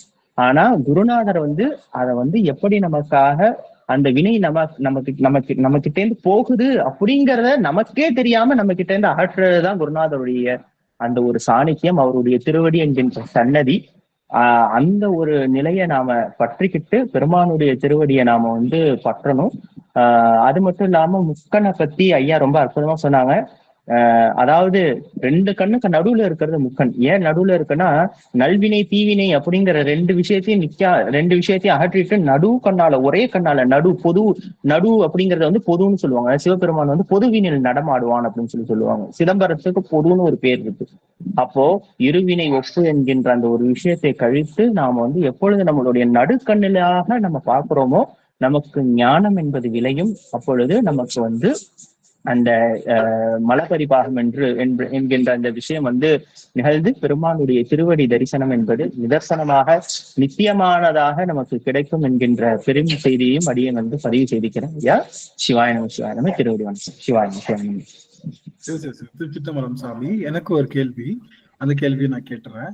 அதாவது நம்ம பெருமான் கொடுத்த முதல் என்பது 16 அங்குல மூச்சு, 12 அங்குல மூச்சு, அதை நம்ம திரும்ப வட்டியாக 16 அங்குல மூச்சு கொடுக்கணும் அப்படின்னு சொல்லும்போது இது மனித உயிர்களுக்கு மட்டும் பொருந்தது. இப்போ நுரையீரலே இல்லாத புழுவுக்கோ, நுரையீரல் தன்மையில் இல்லாத அமீபாவுக்கோ, ஒற்றை உயிர்களுக்கோ, மற்ற வெட்டுக்கிளிக்கோ, இது மாதிரி பல உருவங்கள் இருக்கக்கூடிய உயிர்களுக்கு இது பொருந்தாது. ஏன்னா அவைகளுக்கு அந்த 16 அங்குல மூச்சோ 12 மூச்சு அவர்களுக்கு கிடையாது. அப்ப பொதுவாக எல்லா ஆன்மாக்களுக்கும் பெருமான் தருகின்ற ஒரு செய்தி என்ன அப்படின்னா, ஒரு கொடுக்கின்ற ஒரு ஒரு பொருள் என்னன்னா, அது வந்து அந்த கரணங்கள் தான் சுவாமி கொடுக்குறாரு. எல்லாத்துக்கும் மனம் புத்தி சித்தம் தான் எல்லாத்துக்கும் கொடுக்குறாரு. அத ரிட்டர்னா நம்ம கொடுக்கறத பெருமான் எதுக்கு அவனுக்கு கொடுக்க வேண்டிய, அவனுக்கு நம்ம சேர்ந்தறியா கையா அவனுக்கு திரும்ப நாம எதுவும் செலுத்த முடியாது அப்படிங்கிறது என்னுடைய, அதாவது குருநாதர் உணர்த்த அடியேன் கேட்கிற ஒரு விஷயம். இது ஒன்று. இன்னொன்னு, இப்ப அம்மா சொன்னாங்க இல்லையா, இந்த வினைகள்லாம் 2 வினை உண்டு. ஒண்ணு நம்ம எடுத்துட்டு வந்த வினையை கழிக்கிறது, இன்னொன்னு வருவினை என்று சொல்லுகின்ற ஆகாமிய வினை. அம்மா சொன்னாங்க பிரேமாமா கவனிங்க, நம்ம எடுத்துட்டு வந்த வினையை கழிக்கிறது எல்லாமே நம்ம எல்லாம் ஒண்ணும் தெரியாம நின்னோம் இல்லையா, அது எடுத்துட்டு வந்த வினையெல்லாம் அப்படியே கழிச்சிட்டு வந்துடுறோம். நாம வருவினை என்று சொல்லுகின்ற வினை இருக்கு இல்லையா, அந்த வருவினை அது நம்மளுடைய மெச்சூரிட்டிக்கு அப்புறம் தான் அது கவுண்ட் ஆகுது. அப்போ இவ்வளவு நாள் செஞ்சது நான் எடுத்துட்டு வந்த வினையை சாப்பிடுறேன், எடுத்துட்டு வந்த இட்லிய இதெல்லாம் சாப்பிடுறது, அது ஒரு கழிக்க வேண்டிய விஷயம். நாம சின்ன வயசுல நம்ம கேட்டது நம்ம செஞ்சது உங்களுக்கு எல்லாம் மெச்சூரிட்டி இல்லாம இருக்கிறப்போ நாம செய்த அத்தனை வினையும் கன்சியூம் தான். ஆனா வருவினை என்பது வினை எனக்கு உருவாக்கும், அடுத்த பிறவியை ஏற்படுத்தும்ன்ற வினை எனக்குள்ள அந்த மெச்சூரிட்டி வர்றப்போ, குருநாதர் வரப்போ, இதுல என்ன ஒரு பியூட்டினா, குருநாதர் வந்துட்டாருன்னா அதுக்கப்புறம் எனக்கு அந்த வினைக்கு சம்மந்தம் கிடையாது. நான் என்ன வினை பண்ணாலும் குருநாதருக்கு தான் போய் சேரப்போகுது. இதுக்கு முன்னாடி செஞ்ச வினையும் கணக்கு கிடையாது, நான் அனுபவிச்சுட்டேன். அதனால குருநாதர் வந்துட்டாருன்னா கவலையே பட தேவையில்லை. எந்த வினையும் குருநாதர் தான் பாத்துக்குவார். நமக்கு அந்த வினைக்கும் நமக்கும் சம்மந்தம் இல்லை. மேலும் குருநாதருக்கு அவையா சொன்ன மாதிரி திரிசூலத்துல தொங்குகின்ற அந்த குருவினுடைய உடலுக்கு பங்கம் வராத அளவுக்கு நாம நடந்துக்கணும் முயற்சி செய்வதுதான் ஒரு விஷயமா இருக்கும் அப்படின்றத அடியேன் உணர்றேன். ரொம்ப மகிழ்ச்சி. இன்றைய தினம் வந்து அருமையான கேள்வி சுபாஷினி அம்மா, பிரேமா அம்மா அவர்கள் எல்லாம் கேட்டிருந்தாங்க. ராகவரையா அவருக்கே உரிய பாணியில ரொம்ப சிறப்பா குருநாதருடைய குருவர் எல்லாம் ஆன்சர் பண்ணாங்க. ரொம்ப மகிழ்ச்சி. எல்லாருடைய திருவடியும் காலம் கருதி அடியை நிறைவு செய்கின்றேன். கண்டிப்பா உங்களுக்கு ஏதாவது சொல்லணும்னு ஒண்ணு ஏற்பாடு இருந்ததுன்னா கண்டிப்பா அடியார்கள் குரல் பதிவா நீங்க கொடுத்து உங்களுடைய குரல் பதிவு, இந்த வருஷம் ஏதாவது குரல் பதிவு கொடுங்களேன். இந்த வருஷம் நாள் ஒரு நாள் அடிநாயகன் பல முறை கத்தி கூப்பாட்டு போடுறேன், ஏதாவது முடிஞ்சா ஒரு குரல் பதிவு. ஏன் குரல் பதிவுனா, குரல் பதிவு மூலமாக புரிதல் இருந்தது, புரிதல்ல ஒரு சின்ன திகட்டல் இருந்ததுன்னா அதை தெரிஞ்சுக்கலாம், எல்லா போக்குல மாற்றம் வேணும்னாலும் செஞ்சுக்கலாம். அப்படிங்கறதுனால அடியேன் கேட்கிறேன், இன்னைக்கு யாராவது ஒருவரையிலும் குரல் பதிவு நீங்க கொடுத்தீங்க, கேள்விகளாகவோ இல்லது உங்களுடைய தொகுப்புகளாகவோ கொடுத்தீங்கன்னா அது அடியேன் இந்த புத்தாண்டு பரிசாகவே அடியேன் அதை பெற்று மகிழ்கின்றேன் என்று சொல்லி இந்த அளவில் அத்தனை அடியார்களுடைய திருவடி தாமரைகளையும் வணங்கி மகிழ்ந்து புத்தாண்டு வாழ்த்துக்களையும் குருநாதர் சார்பிலையும் நம்முடைய சொக்கநாதர் மற்றும் அங்கர்கட்டி மீனாட்சி அம்மை சார்பிலும் மீண்டும் புத்தாண்டுகள் நல்வாழ்த்துக்களை தெரிவித்து இந்த அமர்வினை நிறைவு செய்யும் முகமாக அந்த வாழ்த்து பாடலை அடியேனே பாடி நிறைவு செய்கின்ற திருச்சிற்றம்பலம். ஆறிரு தடந்தோள் வாழ்க, அருமுகம் வாழ்க, வெற்பை கூறுசை தனிவேல் வாழ்க, குக்குடம் வாழ்க, செவ்வேல் ஏறிய மங்கை வாழ்க, யானை தன்னனக்கு வாழ்க, மாறிலா வள்ளி வாழ்க, வாழ்க சீரடியாரெல்லாம் மாறிலா வள்ளி வாழ்க, வாழ்க சீரடியார் எல்லாம். வெற்றிவேல் முருகனுக்கு அரோகரா, ஞானவேல் முருகனுக்கு அரோகரா, சக்திவேல் முருகனுக்கு அரோகரா. திருச்சிற்றம்பலம். சிவ சிவ சிவ சிவ. எல்லாரும் தொடர்ந்து பயணிக்கலாம். இன்றைய தினம் சிவபெருமானுடைய அந்த அடியார் திருச்சங்கமத்துல நமக்கு இந்த வருடம் தொடங்கி இருக்கு. இந்த வருடம் மட்டுமல்ல, வருகின்ற எல்லா வருடங்கள்லையும் அடியவர்களுடைய தொடர்பும் சார்பும் நமக்கு தொடர்ந்து கிடைக்கணும்னு சொல்லி எல்லாரையும் வாழ்த்தி விடைபெறுகின்றேன். அடியார்கள் உத்தரவு வாங்கிக்கலாம். திருச்சிற்றம்பலம். சிவாயிரம். நன்றிங்க சுவாமி. திருவடி வணக்கங்க ஐயா.